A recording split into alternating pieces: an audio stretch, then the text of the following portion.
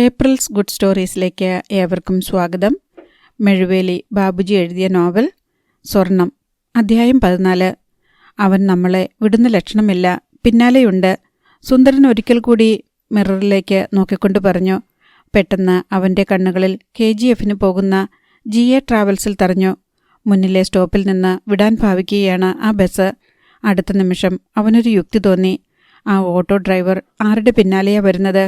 എൻ്റെ വിഷുജാലയുടെ ഒച്ച വിറച്ചു. അവൻ നമ്മളെ പിടിക്കും. ചേച്ചി, ഒരു കാര്യം ചെയ്യുക, ആ ബസ്സിൽ കയറിക്കോ. 5 ലൈറ്റ്സ് എന്ന് പറഞ്ഞാൽ മതി. ബസ്സിൻ്റെ പിന്നാലെ ഞങ്ങളും അങ്ങെത്തിക്കോളാം. എങ്കിൽ ഞങ്ങളും കൂടി പോയാലോ? ആശ തയ്യാറായി. ഓട്ടോ ബസ്സിൻ്റെ തൊട്ടടുത്ത് ബ്രേക്കിട്ടു. പാടില്ല, അവൻ വന്ന് നോക്കുമ്പോൾ ഇതിനുള്ളിൽ ആളുണ്ടാവണം. വേഗം ഇറങ്ങി ചേച്ചി. വിഷുജാല ഇറങ്ങാൻ ഭാവിച്ചു. ഒരു നിമിഷം സുന്ദരൻ നിർദ്ദേശിച്ചു അപൂർവയോട്. നിന്റെ ചുരിദാറിൻ്റെ ഷാൾ ചേച്ചിക്ക് കൊടുക്ക്. ചേച്ചിയുടേത് നീയും വാങ്ങിച്ചോ. കാര്യം മനസ്സിലായില്ലെങ്കിലും ഇരുവരും അപ്രകാരം ചെയ്തു. വിഷുജാല ബസ്സിൽ കയറി. സുന്ദരൻ്റെ ഓട്ടോ അതിനു പിന്നാലെ പോയി. 1 മിനിറ്റ് കഴിഞ്ഞു കാണും. പിന്നിൽ ഓട്ടോയുടെ നീണ്ട ഹോൺ കേട്ടു. അവനെത്തി. തിരിഞ്ഞു നോക്കാതെ സുന്ദരൻ മന്ത്രിച്ചു. അപൂർവയും ആശയും അടിമുടി വിറച്ചു. അടുത്ത നിമിഷം പിന്നാലെ വന്ന ഓട്ടോ മുന്നിൽ കിടന്ന് റോഡിൽ വെട്ടിത്തിരിഞ്ഞു. സുന്ദരൻ പൊടുന്നനെ ബ്രേക്ക് അമർത്തി. അപ്പോഴേക്കും മുന്നിലെ ഓട്ടോയിൽ നിന്ന് ഗർജനം കേട്ടു. നിർത്തടാ. സുന്ദരൻ ദേഷ്യത്തോടെ ചാടിയിറങ്ങി. എന്താടാ ഈ കാണിച്ചേ? നടു റോഡിൽ അഭ്യാസമോ? മുന്നിലെ ഓട്ടോയുടെ ഡ്രൈവറും ചാടിയിറങ്ങി. എന്താടാ ഞാൻ വിളിച്ചിട്ട് നീ നിർത്താതെ പോന്നത്? അയാൾ സുന്ദരൻ്റെ ഷട്ടിൽ കുത്തിപ്പിടിച്ചു. സുന്ദരൻ ആ കൈ തട്ടിക്കളഞ്ഞു. വിളിച്ചെന്നോ? ആര്? അല്ലെങ്കിൽ തന്നെ നീ വിളിച്ചാൽ ഉടനെ നിർത്തണമെന്ന് നിയമമുണ്ടോ? അയാൾ രൂക്ഷമായി സുന്ദരനെ നോക്കി. നിയമമൊക്കെ നിന്നെ ഞാൻ പഠിപ്പിക്കാം, നീ നോക്കിക്കോടാ. അയാൾ സുന്ദരനെ കിടന്ന് മുന്നോട്ട് വന്നു. പിന്നെ തല കുനിച്ച് ഓട്ടോയ്ക്ക് ഉള്ളിലേക്ക് നോക്കി. കറുത്ത ഷാൾ പുതച്ചിരുന്ന അപൂർവയെ അയാൾ വലിച്ചു പുറത്താക്കി. എന്താടാ ഇത്? അവൾ ചീറി. ഓട്ടോ ഡ്രൈവർ അമ്പരന്ന ഭാവത്തിൽ അവളെയും അകത്തിരുന്ന ആശയെയും മാറി മാറി നോക്കി. നീ കാര്യം പറയടാ. സുന്ദരന് ധൈര്യമായി. സോറി. അയാളുടെ വാക്കുകളിലെ ശക്തി നഷ്ടപ്പെട്ടു. ഞാൻ ഒരാളെ തിരിഞ്ഞു നടക്കുകയാ. ഒറ്റ നോട്ടത്തിൽ ഈ കുട്ടി അവളാണെന്ന് സംശയിച്ചു പോയി. ഒരിക്കൽ കൂടി ക്ഷമ ചോദിച്ചിട്ട് അയാൾ തൻ്റെ ഓട്ടോയിൽ ചെന്ന് കയറി. അത് മുന്നിൽ നിന്നും മാറ്റി. എങ്ങനെയുണ്ടായിരുന്നു എൻ്റെ ബുദ്ധി? KGF-ലേക്ക് പോകുന്നതിനിടയിൽ വിജയഭാവത്തിൽ സുന്ദരൻ തിരക്കി. കലക്കി. ആശയാണ് പറഞ്ഞത്. വിശ്വച്ചിയുടെ ഷാൾ മാറ്റിയതുകൊണ്ട് മാത്രം രക്ഷപ്പെട്ടു. ബസ്സിന് പിന്നാലെ സുന്ദരൻ ഓട്ടോ പറപ്പിച്ചു വിട്ടു. അതിനിടെ അവൻ പറഞ്ഞു, ഒരു കാര്യം എനിക്ക് മനസ്സിലായി. തങ്കം മരിച്ച സമയത്ത് സയനൈഡ് ഹില്ലിൽ ഉണ്ടായിരുന്ന പെണ്ണ് വിശ്വച്ചിയായിരുന്നു അല്ലേ? ഇരുവർക്കും ഉത്തരമില്ലായിരുന്നു. സമയം സന്ധ്യ. ഇടുക്കി പള്ളിക്കുന്നിലെ സെന്റ് ജോർജ് ചർച്ചിന് പിന്നിലുള്ള ചെരുവിലെ സെമിത്തേരി. ഒരു കല്ലറയ്ക്ക് മുകളിൽ ഇരിക്കുകയായിരുന്നു കാളിച്ചരനും വാസുകിയും. ചീറ്റ മറ്റൊരു കല്ലറയ്ക്ക് മീതെയാണ്. ഭൂരിഭാഗവും ബ്രിട്ടീഷുകാരുടെ കല്ലറകൾ. 100 വർഷങ്ങൾക്ക് മുൻപ് അടക്കം ചെയ്ത ശരീരങ്ങൾ. ചില കല്ലറകൾക്ക് മുകളിൽ ശവപ്പെട്ടിയുടെ രൂപങ്ങൾ വരെ ഉണ്ടാക്കിയിട്ടുണ്ട്. ഇടയ്ക്കിടെ കൂറ്റൻ മരങ്ങൾ പന്തലിച്ചു നിൽക്കുന്നു. ഒരിക്കൽ നമ്മളെ അടിമകളാക്കി ഭരിച്ചവരുടെ കല്ലറയ്ക്ക് മുകളിലിരിക്കുമ്പോൾ ഒരു തൃപ്തി തോന്നുന്നു എനിക്ക്. നിനക്കോടി? കാളിച്ചരൻ വാസുകിക്ക് നേരെ തിരിഞ്ഞു. കൂർത്ത ഒരു നോട്ടമായിരുന്നു അവളുടെ മറുപടി. എനിക്ക് വിശന്നിട്ടും ദാഹിച്ചിട്ടും വയ്യ. അതിനിടയില അവൻ്റെ ഒരു പുളിച്ച തമാശ. അവൾക്ക് ദേഷ്യം വന്നു. നിന്റെ കൂടെ കൂടാൻ തോന്നിയത് ഏതു നേരത്താണാവോ? ഒരു നിമിഷം കാളി മിണ്ടിയില്ല. പിന്നെ പറഞ്ഞു, നീ ആ ഫോൺ ഇങ്ങോട്ടൊന്ന് തന്നെ. അവൾ എന്തോ പിറുപിറുത്തുകൊണ്ട് ഫോൺ കൊടുത്തു. കാളിച്ചരൻ ഡ്രൈവർ മോനിയെ വിളിച്ചു. ഇവിടെ മൊത്തം പോലീസാ കാളി. നീ ഉപേക്ഷിച്ച അലിമാവോ ബ്രദേഴ്സിൻ്റെ ജീപ്പ് അവർ കണ്ടെത്തി. അതുകൊണ്ട് നീ ഈ പരിസരത്ത് തന്നെ കാണുമെന്ന് അവർ വിശ്വസിക്കുന്നുണ്ട്. കാളിച്ചരണിൻ്റെ മിഴികളിടുങ്ങി. മോനിയുടെ ശബ്ദം വീണ്ടും കേട്ടു. കുറച്ചുകൂടി ഇരുട്ടുമ്പോൾ ഞാൻ അങ്ങോട്ട് വരാം. നിന്റെ സ്പോൺസർമാരുടെ മാനേജരും എൻ്റെ കൂടെയുണ്ടാവും. ശരിയടാ. പിന്നെ നീ വരുമ്പോൾ ഞങ്ങൾക്ക് കഴിക്കാൻ എന്തെങ്കിലും കൂടി കൊണ്ടുവരാം. കാളി ഫോൺ കട്ട് ചെയ്തു. പെട്ടെന്ന് വാസുകി അകലെ ചരുവിലേക്ക് കൈ ചൂണ്ടി. കാളി, അത് കണ്ടോ? കാളി തിരിഞ്ഞു നോക്കി. അവനിൽ വല്ലാത്തൊരു നടുക്കമുണ്ടായി. ആഷ്ലി തോട്ടത്തിലൂടെ തങ്ങളെ തെരഞ്ഞു വരുന്ന പോലീസ് സംഘം. കാളി എന്തോ പറയാൻ ഭാവിക്കുന്നതിനിടയിൽ വാസുകിയുടെ ഫോൺ ശബ്ദിച്ചു. അവൾ നോക്കി. മോനിയാണ്. അവൾ അറ്റൻഡ് ചെയ്തു. എന്താ മോനി? ഒരു ബാഡ് ന്യൂസ് ഉണ്ട്. അവൻ്റെ ശബ്ദത്തിലെ പതർച്ച അവൾ ശ്രദ്ധിച്ചു. എന്തായാലും പറ മോനി. വിൻസെൻ്റ് അലിമാവോ മരിച്ചു. മുന്നിൽ നിന്നിരുന്ന മരം തലയിലേക്ക് കടപുഴകി വീണതുപോലെ വാസുകി പിടഞ്ഞുപോയി. അവളിലെ നടുക്കം കണ്ട കാളിച്ചരനും ആശങ്കയുടെ ചൂരടിച്ചു. എന്താടി? അവൻ്റെ കണ്ണുകൾ പകുതി ഇറുങ്ങി. വാസുകി കാര്യം പറഞ്ഞു. കല്ലറയിൽ തറഞ്ഞു പോയതുപോലെ കാളിച്ചരൻ പകച്ചു.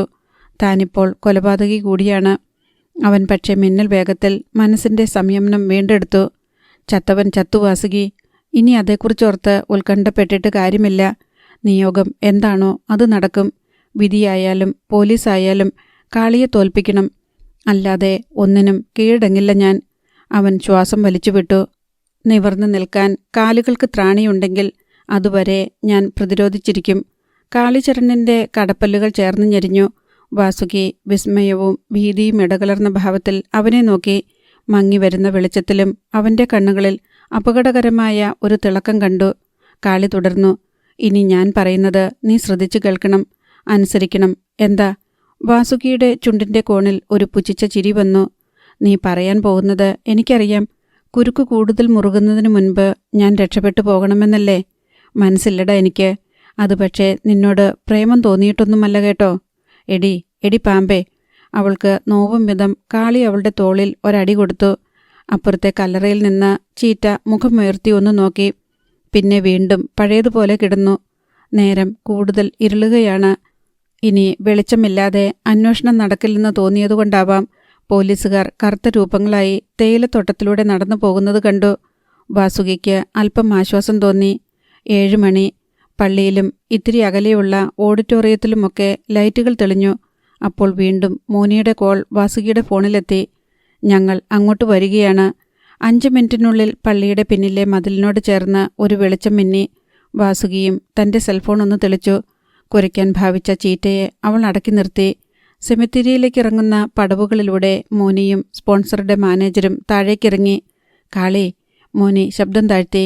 ഇവിടുണ്ട്. തൊട്ടടുത്തെത്തിയിട്ട് മോനി ഒരു പ്ലാസ്റ്റിക് ക്യാരി ബാഗ് നീട്ടി. വാസുകി ആർത്തിയോടെ അത് വാങ്ങി.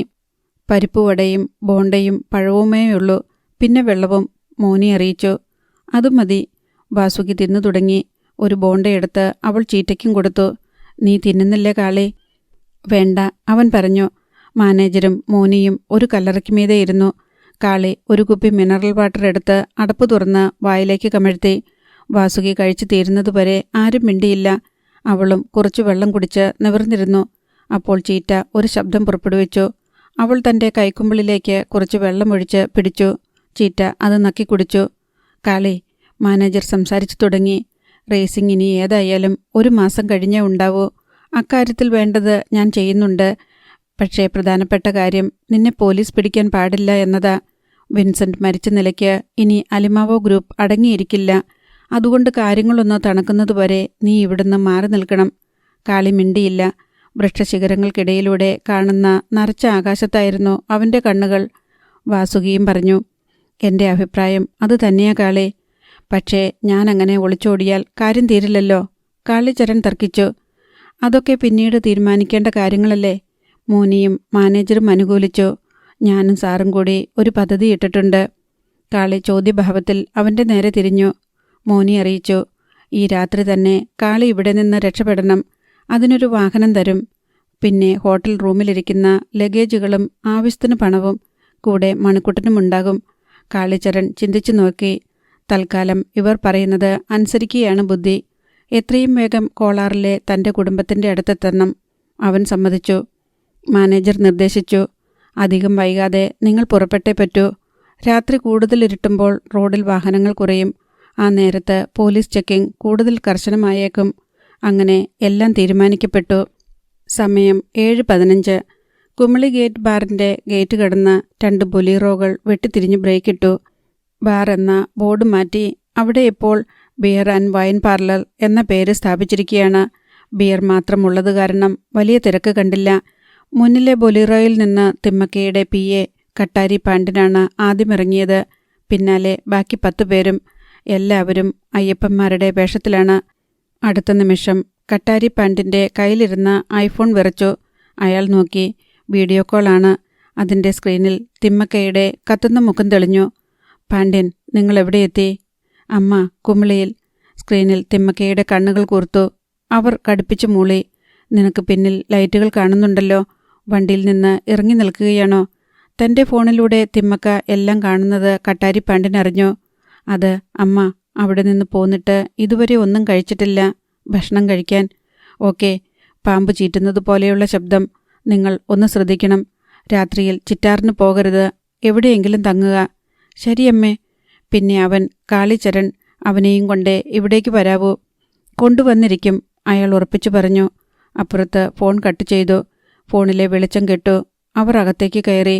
വേറെ 2 മേശകൾ ചേർത്തിട്ട് അവർക്ക് ഇരിക്കാനുള്ള അവസരമൊരുക്കി. കഴിക്കാൻ എന്തുണ്ട്? കട്ടാരിപ്പാണ്ടിൻ അവനെ നോക്കി. സ്വാമിമാരായതുകൊണ്ട് നിങ്ങൾക്ക്. അവൻ പകുതി പറഞ്ഞു നിർത്തി. അതൊന്നും നോക്കണ്ട. ഗാർഡുകളിൽ ഒരാൾ പറഞ്ഞു, ഞങ്ങൾ മലയ്ക്ക് പോയിട്ട് മടങ്ങി വരികയാ. അതുകൊണ്ട് എന്തുമാകാം. നല്ല പുഴമീനുണ്ട്. തേക്കടി തടാകത്തിൽ നിന്ന് പിടിച്ചതാ. എങ്കിൽ അതായിക്കോട്ടെ. പിന്നെ തന്തൂരി ചിക്കൻ, പൊറോട്ട. കുടിക്കാൻ ബിയറില്ലാതെ എന്തുണ്ട്? ബേറർ പരുങ്ങി. താൻ പേടിക്കണ്ടടോ. പഴയ സ്റ്റോക്കെങ്കിലും കാണാതിരിക്കില്ലല്ലോ. കൊണ്ടുപോര്. പിന്നെ ഒരു കേസ് ബിയറും. ബേറർ പോയി. കട്ടാരിപ്പാണ്ഡ്യൻ ഓട്ടോമാറ്റിക് ഇജക്ഷൻ സിഗരറ്റ് കേസ് എടുത്തു. അതിൻ്റെ ഒരു സൈഡിൽ പ്രസ് ചെയ്തപ്പോൾ സിഗരറ്റ് പുറത്തേക്ക് ചാടി വന്നു. അയാൾ അത് കടിച്ചു പിടിച്ചു. പിന്നെ കേസിൻ്റെ മറുവശത്ത് പ്രസ് ചെയ്തു. അതിൽ നിന്ന് തീനാളവും പുറത്തേക്ക് വന്നു. അയാൾ സാവധാനം സിഗരറ്റ് കത്തിച്ചു. രാത്രി 8:30. കുട്ടിക്കാനത്തെ പള്ളിക്കുന്നിലും ആഷ്ലി എസ്റ്റേറ്റിലേക്കും തിരിയുന്ന ഭാഗത്തുമൊക്കെ പോലീസ് റോന്തു ചുറ്റുന്നുണ്ടായിരുന്നു. കാളിച്ചരൺ രക്ഷപ്പെട്ടു പോയിട്ടില്ലെന്ന് അവർക്കുറപ്പുണ്ട്. ഇതിനിടെ മറ്റൊരു ജീപ്പ് പോയി മദാമക്കുളത്തിൻ്റെ ഭാഗത്തു നിന്ന് റോക്കി അലിമാവോയെയും സംഘത്തെയും തിരിച്ചു കൊണ്ടുവന്നിരുന്നു. അവർ തേനി മെഡിക്കൽ കോളേജിലേക്ക് പോയിരിക്കുകയാണ്. വിൻസെന്റിന്റെ മൃതദേഹം ഏറ്റുവാങ്ങാൻ സെന്റ് ജോർജ് ചർച്ചിന് മുന്നിൽ നിരനിരയായി നിൽക്കുന്ന മരങ്ങൾക്ക് ചുവട്ടിൽ ഒരു 540 ജീപ്പ് കിടക്കുന്നുണ്ടായിരുന്നു. മരങ്ങളുടെ നിഴൽ പറ്റി കാളിച്ചരനും വാസുകിയും ചീറ്റയും വന്ന് അതിന് പിന്നിൽ കയറി. കാളി. തൊട്ടരികിൽ നിന്ന് മണിക്കുട്ടൻ്റെ ശബ്ദം കേട്ടു. മണിക്കുട്ട. കാളി കൈ നീട്ടി അവൻ്റെ കൈപ്പത്തിയിൽ പിടിമുറുക്കി. നിനക്കൊന്നും പറ്റിയില്ലല്ലോ? ഇല്ലെന്നേ. 540യുടെ ഡ്രൈവിംഗ് സീറ്റിൽ മോനിയുണ്ട്. അവൻ അത് സ്റ്റാർട്ട് ചെയ്തു. പള്ളിയുടെ ഗേറ്റ് കടന്ന് വലത്തേക്ക് ജീപ്പ് തിരിഞ്ഞു. കുട്ടിക്കാനത്തേക്ക്.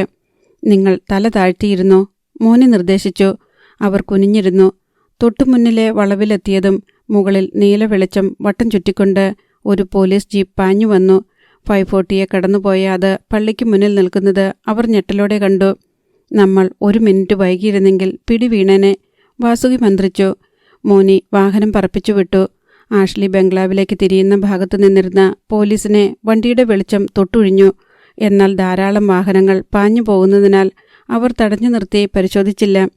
കുട്ടിക്കാനം കുമളി റോഡിൽ ജംഗ്ഷൻ കഴിഞ്ഞുള്ള കൊടും വളവിൽ വണ്ടി നിർത്തി മോനി ഇറങ്ങി. കാളി. ഫുൾ ടാങ്ക് ഡീസൽ അടിച്ചിട്ടുണ്ട്. നിങ്ങളുടെ ലഗേജുകളും പണവുമെല്ലാം ഇതിലുണ്ട്. ഇനി വേഗം പൊയ്ക്കോ. വിവരങ്ങൾ ഞാൻ വിളിച്ചറിയിക്കാം. സീറ്റുകൾക്കിടയിലൂടെ കാളിച്ചരൺ സ്റ്റിയറിംഗ് വീലിന് പിന്നിലെത്തി. അപ്പോൾ തൽക്കാലം വിട. പറഞ്ഞതും കാളി ഗിയർ ചേഞ്ച് ചെയ്ത് ആക്സിലേറ്റർ ഞെരിച്ചു. വെടിയുണ്ട പോലെ ജീപ്പ് മുന്നോട്ട് കുതിച്ചു ചാടി. ചീറ്റ സീറ്റിൽ വാസുകിയോട് ചേർന്നിരുന്നു. ഹോസ്പിറ്റലിൽ പോയതിൻ്റെ വിവരങ്ങളും മറ്റും വാസുകിയോട് മണിക്കുട്ടൻ പറയാൻ തുടങ്ങി. ജീപ്പ് പീരുമേട് ഇറക്കമിറങ്ങി പാലത്തിലേക്ക് കയറിയപ്പോൾ കാളിച്ചരൺ പറഞ്ഞു, വാസുകി, 2 വർഷം മുൻപ് ഒരു രാത്രിയിൽ എൻ്റെ കൺമുന്നിൽ വെച്ചാണ് കോട്ടയത്തിന് പോയ ഒരു KSRTC ബസ് ഈ പാലത്തിനപ്പുറത്തുകൂടി യാത്രക്കാരുമായി നദിയിലേക്ക് പോയത്. വാസുകി നോക്കി. ഇരുട്ട് കാരണം നദിയോ കൊക്കയോ കാണാൻ കഴിഞ്ഞില്ല. ജീപ്പ് റോഡിനിടതുവശത്തുള്ള ശ്രീകൃഷ്ണ ക്ഷേത്രത്തോട് ചേർന്ന് കൊടും വളവിലൂടെ കയറ്റം പാഞ്ഞു കയറുകയാണ്. അടുത്ത നിമിഷം എതിരെ വന്ന 2 വാഹനങ്ങൾ തൊട്ടുമുന്നിൽ. അവർ വലതുവശം ചേർന്നാണ് വന്നത്. എടാ, ഒരു ചീത്ത വിളിച്ചുകൊണ്ട് കാളി ജീപ്പ് ക്ഷേത്ര മതിൽക്കെട്ടിനോട് മാക്സിമം ചേർത്തു ബ്രേക്കമർത്തി. എതിരെ വന്ന വാഹനങ്ങളും വെട്ടിത്തിരിഞ്ഞ് ബ്രേക്കിട്ടു. ഇഞ്ചുകളുടെ അകലത്തിൽ. കാളിച്ചരൺ ഹാൻഡ് ബ്രേക്ക് വലിച്ചിട്ടുകൊണ്ട് പുറത്തേക്ക് കുതിച്ചിറങ്ങി.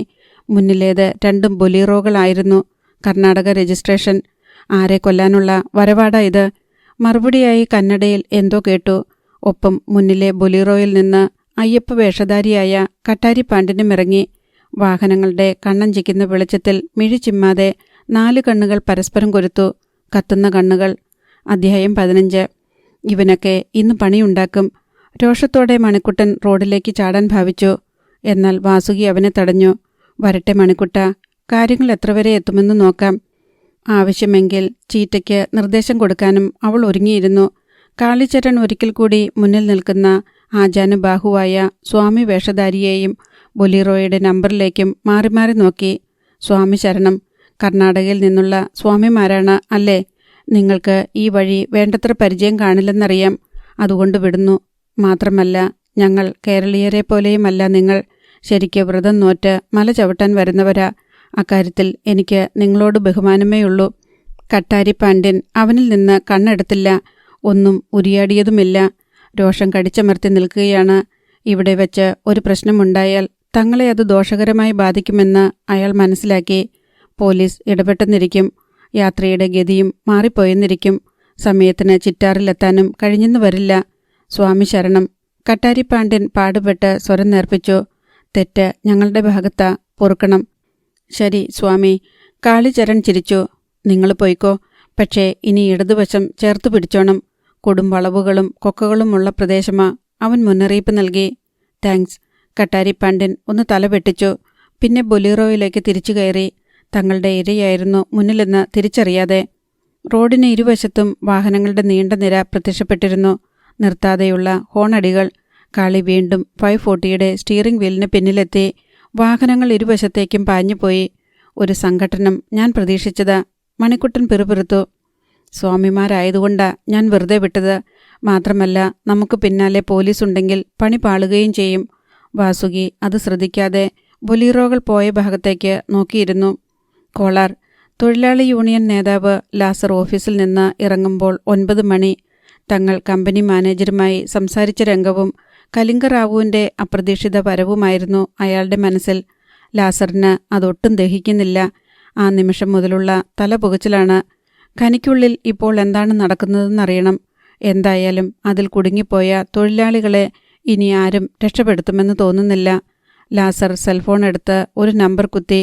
പിന്നെ ഇത്തിരി നേരം ആരോടോ സംസാരിച്ചു. തുടർന്ന് റോഡിൽ വച്ചിരുന്ന പഴയ രാജ്ദൂത് ബൈക്കിൽ കയറി. വികൃതമായ ഒരു ശബ്ദം പുറപ്പെടുവിച്ചുകൊണ്ട് അത് സ്റ്റാർട്ടായി. എങ്ങനെയും ഖനിക്കുള്ളിൽ ഇറങ്ങണം. അത് ലാസറുടെ ഉറച്ച തീരുമാനമായിരുന്നു. അയാൾ 5 ലൈറ്റ്സിലെത്തുമ്പോൾ റോഡരികിലെ മാവിൻ നിഴലിൽ ചന്ദ്രപ്പൻ കിടാവ് കാത്തുനിൽപ്പുണ്ട്. അയാൾക്കരികിൽ ലാസർ ബൈക്ക് നിർത്തി. എന്തിനാ ലാസറെ കാണണമെന്ന് പറഞ്ഞത്? കിടാവ് അയാളെ സൂക്ഷിച്ചു നോക്കി. പറയാം, കേറ്. കിടാവ് പിന്നിൽ കയറി. ബൈക്ക് നീങ്ങി. റോഡിൽ നല്ല തിരക്കായിരുന്നു അപ്പോഴും. യാത്രക്കിടയിൽ ലാസർ തൻ്റെ തീരുമാനം പറഞ്ഞു. ചന്ദ്രപ്പൻ കിടാവ് ഞെട്ടിപ്പോയി. ഖനിക്കുള്ളിൽ ഇറങ്ങാനോ? അതെങ്ങനെ പറ്റും? പോലീസുകാരും മാനേജർമാരും സമ്മതിക്കുമോ? കേജിൻ്റെ ഭാഗത്തേക്ക് ആരെയും അടുപ്പിക്കുന്നതുകൂടിയില്ല. ലാസർ ബൈക്കിൻ്റെ വേഗത വർദ്ധിപ്പിച്ചുകൊണ്ട് അമർത്തിയൊന്നു മൂളി. അറിയാൻ ചന്ദ്രപ്പ, പക്ഷേ നമ്മൾ അറിയേണ്ടത് പലതുമില്ലേ? ഈ മണ്ണിനടിയിൽ എന്തു നടക്കുന്നു? നമ്മൾ വിയർപ്പൊഴുക്കി അധ്വാനിച്ചതിൻ്റെ ഫലം മറ്റാരും അങ്ങനെ കൊണ്ടുപോകാൻ പാടില്ലല്ലോ. നമ്മുടെ സഹോദരങ്ങളുടെ ശവശരീരമെങ്കിലും അന്ത്യകർമ്മത്തിനായി കിട്ടേണ്ട അവകാശം നമുക്കില്ലേ? ലാസറിൻ്റെ വാക്കുകളിൽ വികാരം തിങ്ങി. അയാൾ എതിരെ മിന്നൽ പോലെ വന്ന ഒരു വാഹനത്തിൻ്റെ മുന്നിൽ നിന്ന് ബൈക്ക് വെട്ടിച്ചു മാറ്റി. അത് കലിംഗറാവുവിൻ്റെ വണ്ടിയാ. ചന്ദ്രപ്പൻ കിടാവ് പിറുപിറുത്തു. ലാസറുടെ പുരികം വളഞ്ഞു. ഈ രാത്രിയിൽ കലിംഗറാവു ഇങ്ങനെ ഓടിപ്പാഞ്ഞു പോകുന്നതിൽ തന്നെയുണ്ട് കിടാവേ ഒരു ദുരൂഹത. അവരുടെ യാത്ര അവസാനിച്ചത് ആൻഡേഴ്സൺ പേട്ടിലാണ്. ഒരു പുളിമരത്തിന് താഴെ ബൈക്ക് നിർത്തിയിട്ട് ലാസർ പറഞ്ഞു, ഇറങ്ങ്. ഒന്നും പിടികിട്ടിയില്ലെങ്കിലും കിടാവ് ഇറങ്ങി. ചന്ദ്രപ്പ, ഖനിയിലേക്ക് പോകാൻ ഉപയോഗശൂന്യമായ ചില രഹസ്യ വഴികളുണ്ടെന്ന് പറയപ്പെടുന്നത്. അങ്ങനെ എന്തെങ്കിലും ഉണ്ടെങ്കിൽ അതേക്കുറിച്ചറിയാവുന്നത് ഒരാൾക്ക് മാത്രമാ. അയാളെയാ നമ്മൾ കാണാൻ പോകുന്നത്. പോർച്ചെവിയൻ? കിടാവ് സംശയത്തോടെ തിരക്കി. അതെ, പക്ഷേ അയാൾ സംസാരിക്കില്ലല്ലോ. എഴുത്തും വായനയും അറിയുകയുമില്ല. ഇരുവരും മുന്നോട്ട് നടന്നു തുടങ്ങി. അതിനൊക്കെ പരിഹാരമുണ്ടാക്കാം. പിന്നെ ഒരു കാര്യം തന്നെ ഇപ്പോഴേ ഓർമ്മിപ്പിക്കുക. എനിക്ക് ഖനിക്കുള്ളിലേക്ക് ഇറങ്ങാനായാൽ അവിടെ അഹിതമായ എന്തെങ്കിലും കണ്ടാൽ ഞാൻ തനിക്ക് സിഗ്നൽ തരും.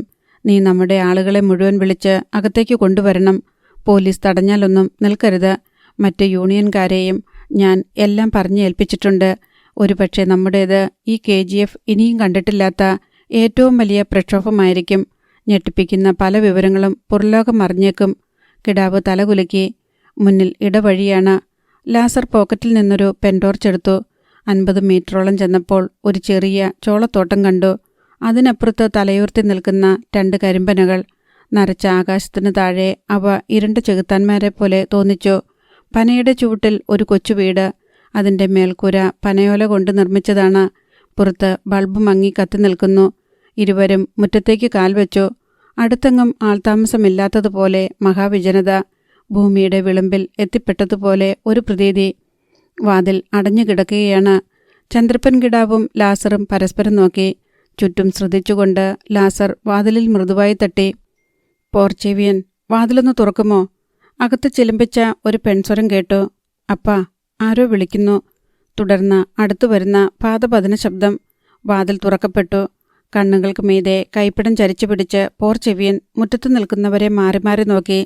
ഞാൻ ലാസർ, ഇത് ചന്ദ്രപ്പൻ കിടാവ്. ലാസർ പരിചയപ്പെടുത്തി. ഖനിത്തൊഴിലാളികളാ. പോർച്ചെവിയന്റെ മുറുകിയ മുഖം പെട്ടെന്ന് അയഞ്ഞു. അകത്തേക്ക് വരാമോ? കിടാവ് തിരക്കി. അയാൾ തലയാട്ടിക്കൊണ്ട് ആംഗ്യം കാണിച്ചു. ഇരുവരും അകത്തു കടന്നു. അവിടെ പകുതി കഴിച്ച ഭക്ഷണപാത്രത്തിനരികിൽ 2 കാലുകളുമില്ലാത്ത പെൺകുട്ടി ഇരിപ്പുണ്ടായിരുന്നു.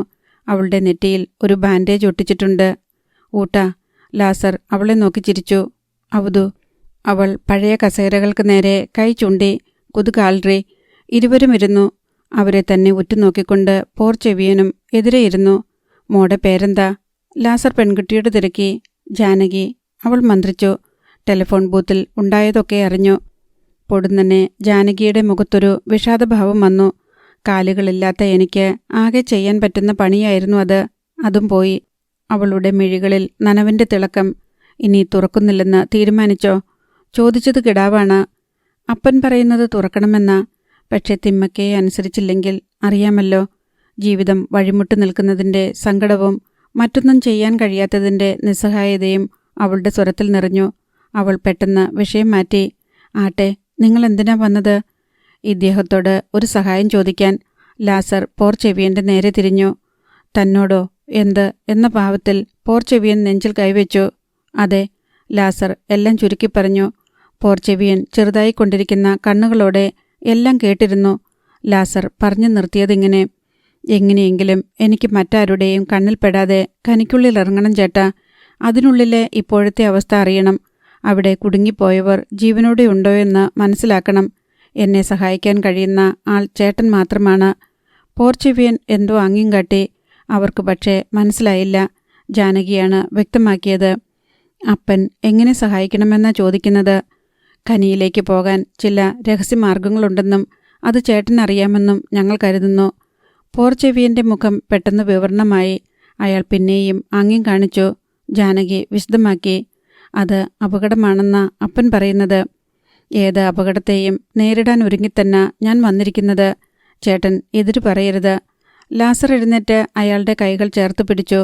പോർച്ചെവിയൻ പക്ഷെ സമ്മതിച്ചില്ല. അവർ നിർബന്ധിച്ചുകൊണ്ടിരുന്നു. അവസാനം അയാളുടെ ആംഗ്യം ജാനകിയിലൂടെ ശബ്ദമായി. അപ്പൻ വന്ന് വഴി കാട്ടിത്തരും. പക്ഷേ അകത്തേക്ക് വരില്ല. വഴി കണ്ടെത്തിക്കഴിഞ്ഞാൽ നിങ്ങൾ അപ്പനെ ഇവിടെ തിരികെ കൊണ്ടുവിടണം. ഇവിടെ ഞാൻ തനിച്ചേയുള്ളൂ. ലാസറും കിടാവും അത് സമ്മതിച്ചു. എരുമേലി. അയ്യപ്പന്മാരുടെ തിരക്കായിരുന്നു അവിടെ. രാത്രിയെന്നില്ലാതെ പേട്ട തുള്ളുന്നവർ, കാതടപ്പിക്കുന്ന പാണ്ടിത്താളം, ബൊലീറോകൾ. അവിടെ എത്തിയപ്പോൾ കട്ടാരിപ്പാണ്ടിൻ തീരുമാനിച്ചു, സ്വാമി വേഷത്തിലെത്തിയ നമ്മൾ ഏതെങ്കിലും ഹോട്ടലിൽ മുറിയെടുക്കുന്നതിനേക്കാൾ നല്ലത് ഇവിടെയുള്ള അയ്യപ്പന്മാരെ പോലെ കഴിയുന്നതാ. എല്ലാം സാബിൻ്റെ ഇഷ്ടം. ബാക്കി 10 പേർക്കും എതിരഭിപ്രായമില്ല. അവർ ക്ഷേത്രത്തിന് എതിർവശത്ത് മുകളിലെ പാർക്കിംഗ് ഏരിയയിലേക്ക് കയറ്റി വണ്ടികൾ പാർക്ക് ചെയ്തു. പിന്നെ ശരണം വിളികളുടെ മാന്ത്രിക താളത്തിൽ ലയിച്ചു. തേനി. ടൗണിന് മധ്യഭാഗത്തെ സിഗ്നലിലെത്തിയപ്പോൾ കാളിച്ചരൺ 540 വലത്തേക്ക് തിരിച്ചു. ഇത് മധുരയ്ക്കുള്ള റൂട്ടല്ലേ? വാസുകി സംശയത്തോടെ അവനെ നോക്കി. ഇപ്പോൾ അവളും മുൻ സീറ്റിലാണ് ഇരിക്കുന്നത്. മണിക്കുട്ടനും ചീറ്റയും പിന്നിലും. അതെ. കാളി തലയാട്ടി. ഈ വഴി വന്നതല്ലേ? നമുക്ക് തേനി മെഡിക്കൽ കോളേജിൽ ഒന്ന് കയറിയിട്ട് പോകാം. വാസുകി കിടുങ്ങി. അവിടെയല്ലേ വിൻസെന്റിന്റെ ബോഡിയുള്ളത്? അതേടി പോത്തെ, അതിനെന്താ? കാളി. വാസുകിയുടെ സ്വരം മുറുകി. നീ അങ്ങോട്ട് ചെന്ന് അപകടം വിലയ്ക്ക് വാങ്ങല്ലേ. അതിനല്ലടി. അവന് ചിരിയാണ്. അവരുടെ നീക്കങ്ങൾ ഒന്നറിഞ്ഞിരിക്കുന്നത് നല്ലതാ. അതെങ്ങനെ സാധിക്കും? അവൾക്ക് ദേഷ്യം വന്നു. റേസിന് വന്ന മറ്റു പലരും ഇവിടേക്ക് പോന്നിട്ടുണ്ടടി. അവരിൽ നമ്മളോട് താല്പര്യമുള്ളവരും ഉണ്ടാവുമല്ലോ. വിൻസെന്റിന്റെ മരണത്തിൽ എനിക്കെന്തോ ദുരൂഹത തോന്നുന്നു. ദുരൂഹത പോലും? വാസുകി പുച്ഛിച്ചു. ഇടിച്ച് അയാളെ കൊക്കയിൽ കളഞ്ഞതും പോരാ. അവൾ പൂർത്തിയാക്കും മുൻപ് കാളിച്ചരൺ കൈ ഉയർത്തി. മതി, എല്ലാം പിന്നീട് പറഞ്ഞു തരാം. റോഡ് നിറഞ്ഞൊഴുകുകയാണ് വാഹനങ്ങൾ. പുതിയ ബസ് സ്റ്റാൻഡിലേക്ക് തിരിയുന്ന ഭാഗവും കടന്ന് ജീപ്പ് പാഞ്ഞുപോയി. തേനി മെഡിക്കൽ കോളേജ് അതിനോടടുക്കുമ്പോൾ അവർ കണ്ടു ഒരു ആംബുലൻസും അതിനു പിന്നാലെ 2 ഇന്നോവകളും ഗേറ്റ് കടക്കുന്നു. പിന്നെ വെട്ടിത്തിരിഞ്ഞ് മധുര റൂട്ടിൽ കുതിക്കുന്നു. കാളി വണ്ടി ഇടത്തേക്ക് ഒതുക്കി നിർത്തി ഇറങ്ങി. ഞാനിപ്പം വരാം. ആരുടെയും മറുപടിക്ക് കാക്കാതെ അവൻ പോയി. 10 മിനിറ്റ് കഴിഞ്ഞപ്പോൾ മടങ്ങിയെത്തി. എന്തായി? വാസുകിയുടെ സ്വരത്തിൽ ആകാംക്ഷ. മധുരയിൽ നിന്ന് വിമാനത്തിൽ ബോഡി ഗോവയ്ക്ക് കൊണ്ടുപോകാനാ തീരുമാനം. ഒപ്പം മറ്റൊന്നുകൂടി അറിഞ്ഞു. വിൻസെന്റ് മരിക്കുമെന്ന് ഡോക്ടർമാർ പോലും കരുതിയില്ല. വാസുകിയും മണിക്കുട്ടനും ഒരുപോലെ ഞെട്ടി. അതെ, അസ്ഥികൾ ഒടിഞ്ഞു നുറുങ്ങിയിരുന്നെങ്കിലും മരണസാധ്യത വിരളമായിരുന്നു. അവൻ ഡ്രൈവിംഗ് സീറ്റിൽ കയറിയിരുന്നു. കാളി, യു മീൻ? വാസുകിക്ക് അമ്പരപ്പ് മാറുന്നില്ല. Yes, that was A clear murder. പക്ഷെ ആര്? അവൾ തലകുടഞ്ഞു. ജാക്സൺ. കാളിയുടെ പല്ലുകൾ ചേർന്ന് ഞെരിഞ്ഞു. എന്തിന്? അതൊക്കെ നമുക്കൊരിക്കൽ അവനെക്കൊണ്ട് തന്നെ പറയിക്കാം. എങ്കിലല്ലേ എനിക്ക് ഈ കേസിൽ നിന്ന് ഊരാൻ പറ്റൂ. കാളി തന്നിൽ നിന്ന് പലതും ഒളിക്കുന്നുണ്ടെന്ന് വാസുകിക്ക് മനസ്സിലായി. ഒന്ന് വിറച്ചുകൊണ്ട് 540 സ്റ്റാർട്ടായി. തിരക്കൊഴുകുന്ന വഴിയിൽ മിന്നൽ വേഗത്തിൽ കാളി ജീപ്പ് വട്ടം തിരിച്ചു. നേരം പുലരുമ്പോൾ നമുക്ക് KGF-ലെത്തണം. KGF champion reef. ആരും തിരിഞ്ഞുപോലും നോക്കാനില്ലാതെ പൊട്ടിപ്പൊളിഞ്ഞു കിടക്കുന്ന ഒരു ക്ഷേത്രം. മാറാല തൂങ്ങിയ അതിൻ്റെ മേൽക്കൂരയ്ക്ക് താഴെ നിൽക്കുകയാണ് പോർച്ചെവിയനും ലാസറും ചന്ദ്രപ്പൻ ഗഡാവും. ലാസർ ടോർച്ച് മിന്നിച്ചു. അപ്പോൾ മേൽക്കൂരയിൽ അസംഖ്യം നരിച്ചീറുകൾ ചിറകടിച്ചു പറന്നു. കല്ലുകൾ ഇളക്കി കൂട്ടിയിട്ടിരിക്കുന്നത് പോലെയുള്ള തറ. പോർച്ചെവിയൻ ഒരു ഭാഗത്തേക്ക് വിരൽ ചൂണ്ടി. ലാസറും ഗഡാവും ചേർന്ന് അവിടുത്തെ കല്ലുകൾ നീക്കാൻ തുടങ്ങി. ആയാസകരമായിരുന്നു ആ പണി. പോർച്ചെവിയൻ പിന്നോട്ട് മാറി ഒരു കല്ലിലിരുന്നു. ഇത് കണ്ടോ? കല്ലുകൾ നീക്കം ചെയ്തപ്പോൾ കിടാവ് കൈ ചൂണ്ടി. ലാസറും കണ്ടു. കല്ലുകൊണ്ടുള്ള സ്ലാബ്. ലാസർ ബൈക്കിൽ നിന്ന് ഒരു ചെറിയ പാര എടുത്തുകൊണ്ടുവന്നു.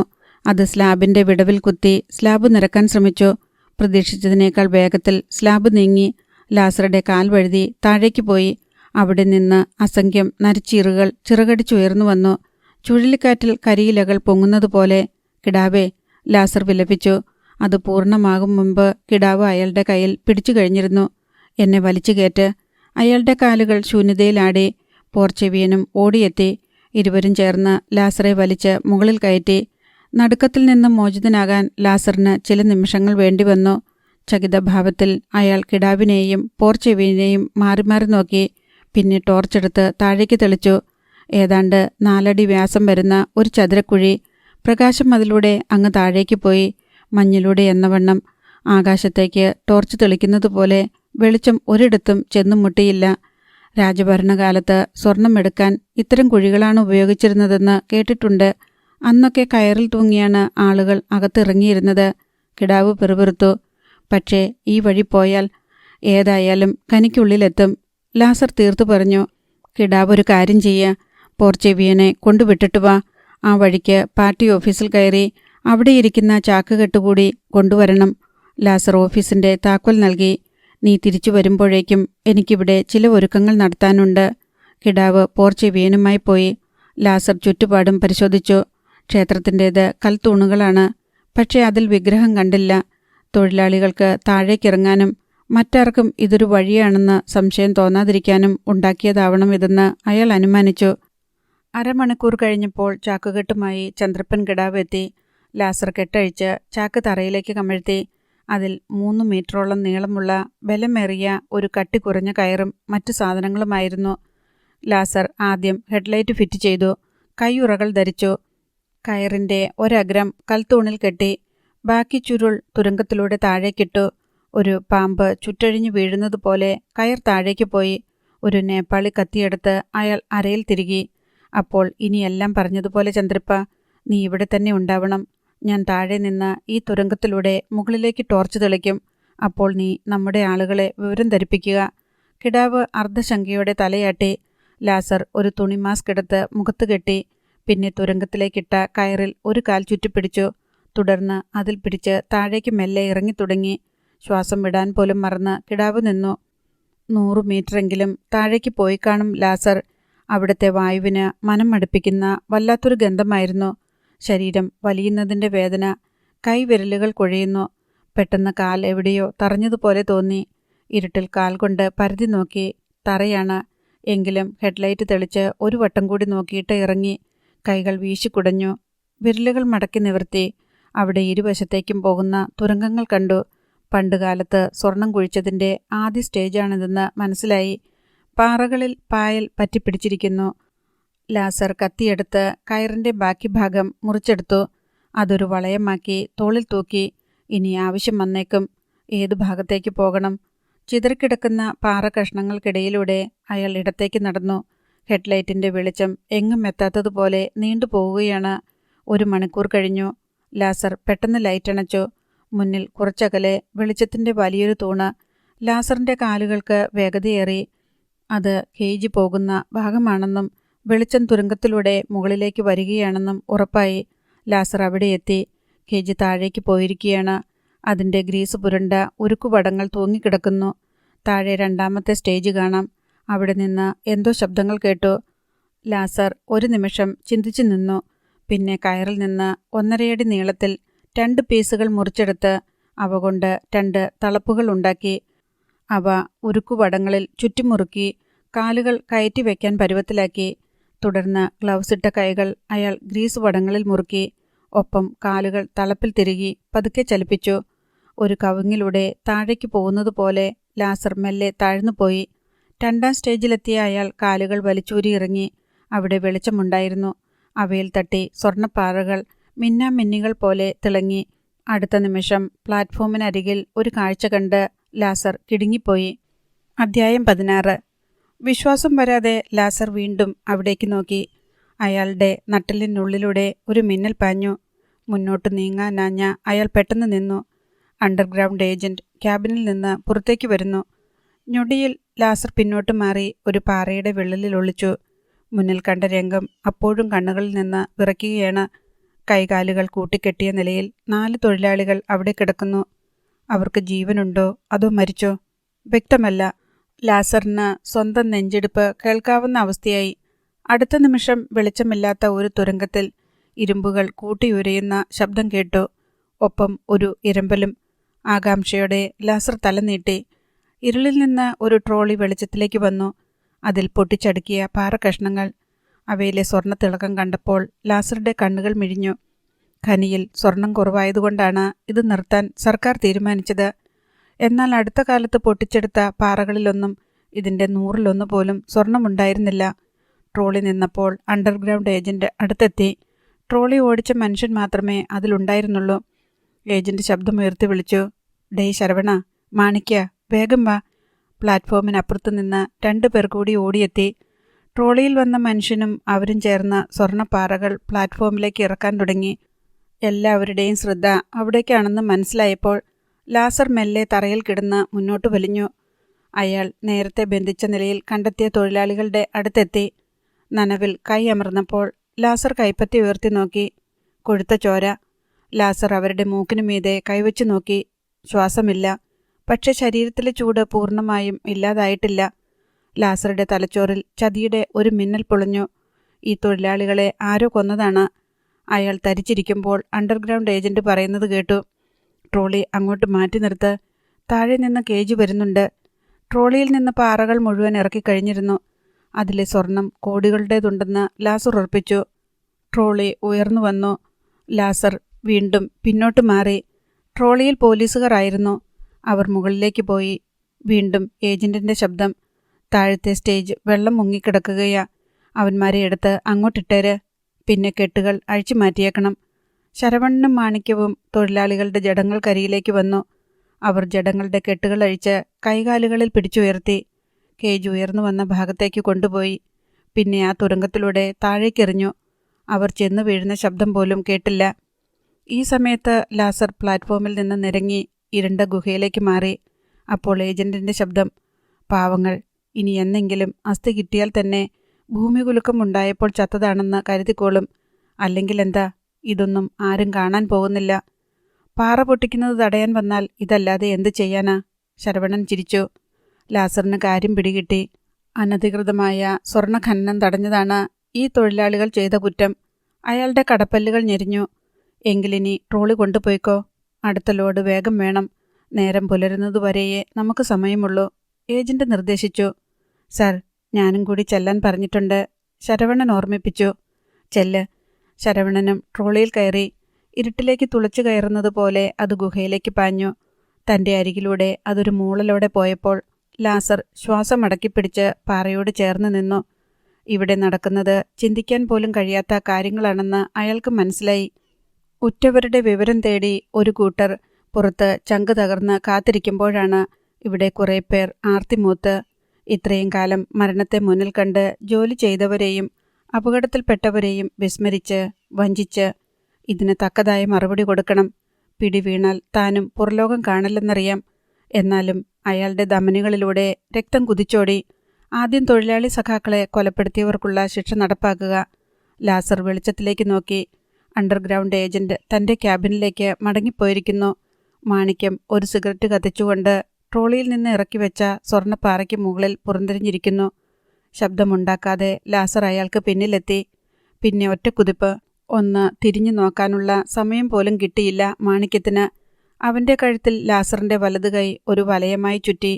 പാമ്പ് ചുറ്റി വലിക്കുന്നത് പോലെ അയാൾ പിന്നിലേക്ക് വലിക്കപ്പെട്ടു. പ്ലാറ്റ്ഫോമിന് താഴെയുള്ള ട്രാക്കിലേക്ക്. മാണിക്യം കൈകാലുകൾ അടിച്ചു പിടിഞ്ഞു. കഴുത്ത് മുറുകിയതിനാൽ അയാളുടെ വായിൽ നിന്നൊരു വികൃത ശബ്ദം പുറത്തു വന്നു. മിണ്ടരുത് നായേ. അന്തക്ഷോഭത്താൽ ലാസർ കിതച്ചു. ഒപ്പം അയാൾ സ്വർണ്ണപ്പാറയുടെ ഒരു ചീളെടുത്ത് അവൻ്റെ വായിൽ ഇടിച്ചിറക്കി. ഒപ്പമുള്ളവരെ ചതിച്ച നിനക്ക് വായ്ക്കരിയിടുന്നതിന് പകരമുള്ള എൻ്റെ കർമ്മമാണിത്. ഈ കല്ല് നീ തിന്നണം.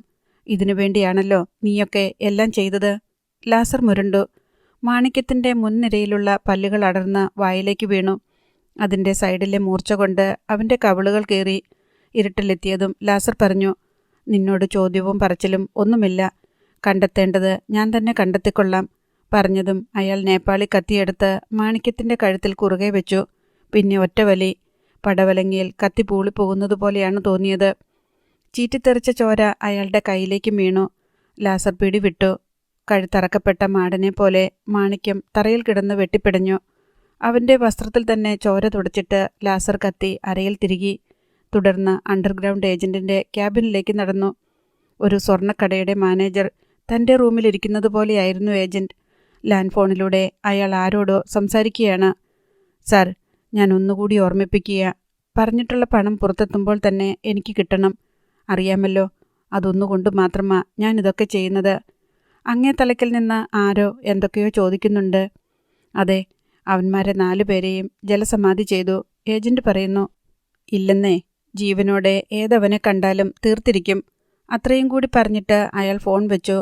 പൊടുന്നിനെ അയാളെ പൊതിഞ്ഞുകൊണ്ട് മേശയിലേക്ക് ഒരു നിഴൽ വീണു. ഏജന്റ് കിടുങ്ങി മുഖമുയർത്തി. ഭിത്തിയിലെ സ്വർണത്തേക്കാൾ തിളങ്ങുന്ന 2 കണ്ണുകൾ മുന്നിൽ. ലൈറ്റ് പിന്നിലായത് കാരണം മുഖം തിരിച്ചറിയാൻ അരനിമിഷം വേണ്ടി വന്നു. ലാസർ. ഏജന്റ് വിലപ്പിച്ചുകൊണ്ട് ചാടി എഴുന്നേൽക്കാൻ ഭാവിച്ചു. ഇരിക്കട അവിടെ. പുലി മുരളും പോലെ ലാസറുടെ ശബ്ദം. ഒപ്പം കണ്ണുകൾക്ക് മുന്നിൽ ചോര മണക്കുന്ന നേപ്പാളി കത്തി. ലാസറേ. അറിയാതെ ഏജന്റിൻ്റെ തൊണ്ടക്കുഴിയിൽ കിടന്ന് ശബ്ദം പിടഞ്ഞു. അതേടാ. ലാസർ പല്ലിളിച്ചു. നിന്റെ ഒടുക്കത്തെ അത്യാർത്ഥിക്കും വർഗവഞ്ചനയ്ക്കുമായി ഞാനൊരു സമ്മാനം തരാൻ പോവുകയാ. ഏജന്റ് വീഴും പോലെ കസേരയിലിരുന്നു. ലാസർ തുടർന്നു. ആത്മാവ് എന്ന ഒന്ന് നിനക്കുണ്ടെങ്കിൽ അതുപോലും പിടഞ്ഞു പിടഞ്ഞ് പശ്ചാത്തപിക്കണം. നീ ചെയ്തതും അല്പം മുൻപ് ചെയ്യിച്ചതുമടക്കം ഒന്നും നിനക്ക് പ്രയോജനപ്പെടാൻ പോകുന്നില്ല. ഈ ഖനിയിൽ ഇനി ഒരു നായിൻ്റെ മോനും അങ്ങനെ ചെയ്യാനും പാടില്ല. ലാസറിൻ്റെ ചുടുനിശ്വാസം ഏജന്റിൻ്റെ മുഖത്തടിച്ചു. അതിന് ചാവിൻ്റെ ഗന്ധമാണെന്ന് അയാൾക്ക് തോന്നി. ലാസറേ, എന്നെ കൊല്ലരുത്. അയാൾ തൊഴുതു. അയാളുടെ തൊണ്ടക്കുഴി തവളയുടേതുപോലെ അനങ്ങുന്നത് ലാസർ കണ്ടു. തീർക്കാൻ തീരുമാനിച്ചാൽ അങ്ങ് തീർത്തേക്കുക. അതാണ് ഇപ്പോഴത്തെ എൻ്റെ രീതി. അംഗവൈകല്യമുണ്ടാക്കി നീ ജീവിതകാലം മുഴുവൻ നരകിക്കട്ടെ എന്ന് പറഞ്ഞ് വിടാനൊന്നും എനിക്ക് മനസ്സില്ല. ചതിയൻ്റെ പതനം എനിക്ക് കൺമുൻപിൽ കാണണം. നിനക്കിനി ഒരു നിശ്വാസം പോലും ബാക്കിയില്ലെന്ന് ഉറപ്പാക്കണം. ലാസർ കാലുയർത്തി മേശയുടെ വക്കിൽ വെച്ചു. പിന്നെ ഒറ്റ ചവിട്ട്. മേശ പിന്നോട്ട് നിരങ്ങി. ഫോണും കമ്പ്യൂട്ടറും തറയിൽ വീണ് ചിതറി. ഏജന്റ് കസേരയ്ക്കും ഭിത്തിക്കും മേശയ്ക്കുമിടയിൽ കുരുങ്ങി. അയാളുടെ നെഞ്ചിലാണ് മേശ ഇടിച്ചു നിൽക്കുന്നത്. ലാസറേ, വേണ്ട. ഞാൻ നിന്റെ കാല് പിടിക്കാം. നിനക്ക് എന്തും തരാം. അയാളുടെ കണ്ണുകൾ പേടിയോടെ ഇടംബലം വെട്ടി. നീ എന്തു തരാൻ? ലാസർ അയാളുടെ മുഖത്ത് കാർക്കിച്ചു തുപ്പി. അല്പം മുമ്പ് കൊന്നു താഴേക്കെറിഞ്ഞ തൊഴിലാളികളെ ജീവനോടെ എൻ്റെ മുന്നിലെത്തിക്കാമോ? നിരാലംബരായ 4 കുടുംബങ്ങളുടെ കണ്ണീരില്ലാതാക്കാമോ? ഏജന്റിന് ഉത്തരം മുട്ടി. ശ്വാസം വിലങ്ങി. എങ്കിലും പെട്ടെന്ന് പറഞ്ഞു, ഞാൻ ആ കുടുംബങ്ങൾക്ക് ജീവിക്കാനുള്ള പണം കൊടുക്കാം. ലാസറുടെ മുഖത്ത് പുച്ഛഭാവത്തിൽ ഒരു ചിരിയുണ്ടായി. നിന്റെ പണം? എങ്കിൽ ഞാനും ഒന്ന് ചെയ്യാം. നിന്നെ കൊന്നിട്ട് നിന്റെ കുടുംബത്തിനും പണം കൊടുത്ത് സന്തോഷിപ്പിക്കട്ടെ. ഏജന്റ് മിണ്ടിയില്ല. ലാസർ മേശപ്പുറത്തേക്ക് കയറി അയാൾക്ക് മുന്നിൽ കുത്തിയിരുന്നു. പിന്നിലെ സ്വർണ്ണത്തിളക്കത്തിനിടയിൽ അയാളുടെ നിഴൽ വീണ്ടും ഏജന്റിനെ പൊതിഞ്ഞു. ഒപ്പം നേപ്പാളി കത്തിയുടെ മുന അയാളുടെ വിറയ്ക്കുന്ന തൊണ്ടക്കുഴിയിൽ മുട്ടി. ലാസ്. ബാക്കി പറയാനുള്ള നേരം കിട്ടിയില്ല ഏജന്റിന്. അപ്പോഴേക്കും കത്തി അമർന്നു കഴിഞ്ഞിരുന്നു. അയാളുടെ അന്നനാളം രണ്ടായി പിളർന്ന് അത് മറുപുറത്തെത്തി. ലാസർ കത്തിയൊന്ന് ഇടംവലം തിരിച്ചു. വാഴനാര് മുറിയും പോലെ ഒരു ശബ്ദം. കഴുത്തു മുറിച്ച കോഴിയെ കച്ചവടക്കാരൻ പീപ്പയിലേക്ക് ഇടുമ്പോഴുള്ളതുപോലെ മേശയ്ക്കിടയിൽ ഒരു പിടച്ചിൽ. ലാസർ കത്തി വലിച്ചൂരി. ഏജന്റിന്റെ മുഖം മുന്നോട്ട് കുനിഞ്ഞ് മേശയിലേക്ക് വീണു. രാത്രി 2 മണി. 540 ഒരു കുലുക്കത്തോടെ നിന്നു. വാസുകി കണ്ണു തുറന്ന് ചുറ്റും നോക്കി.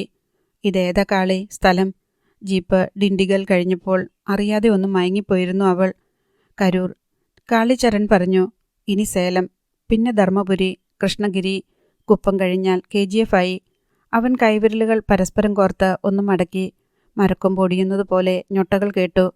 നേരം പുലരുമ്പോഴേക്കും നമ്മൾ അങ്ങെത്തുമല്ലോ അല്ലേ? തീർച്ചയായും.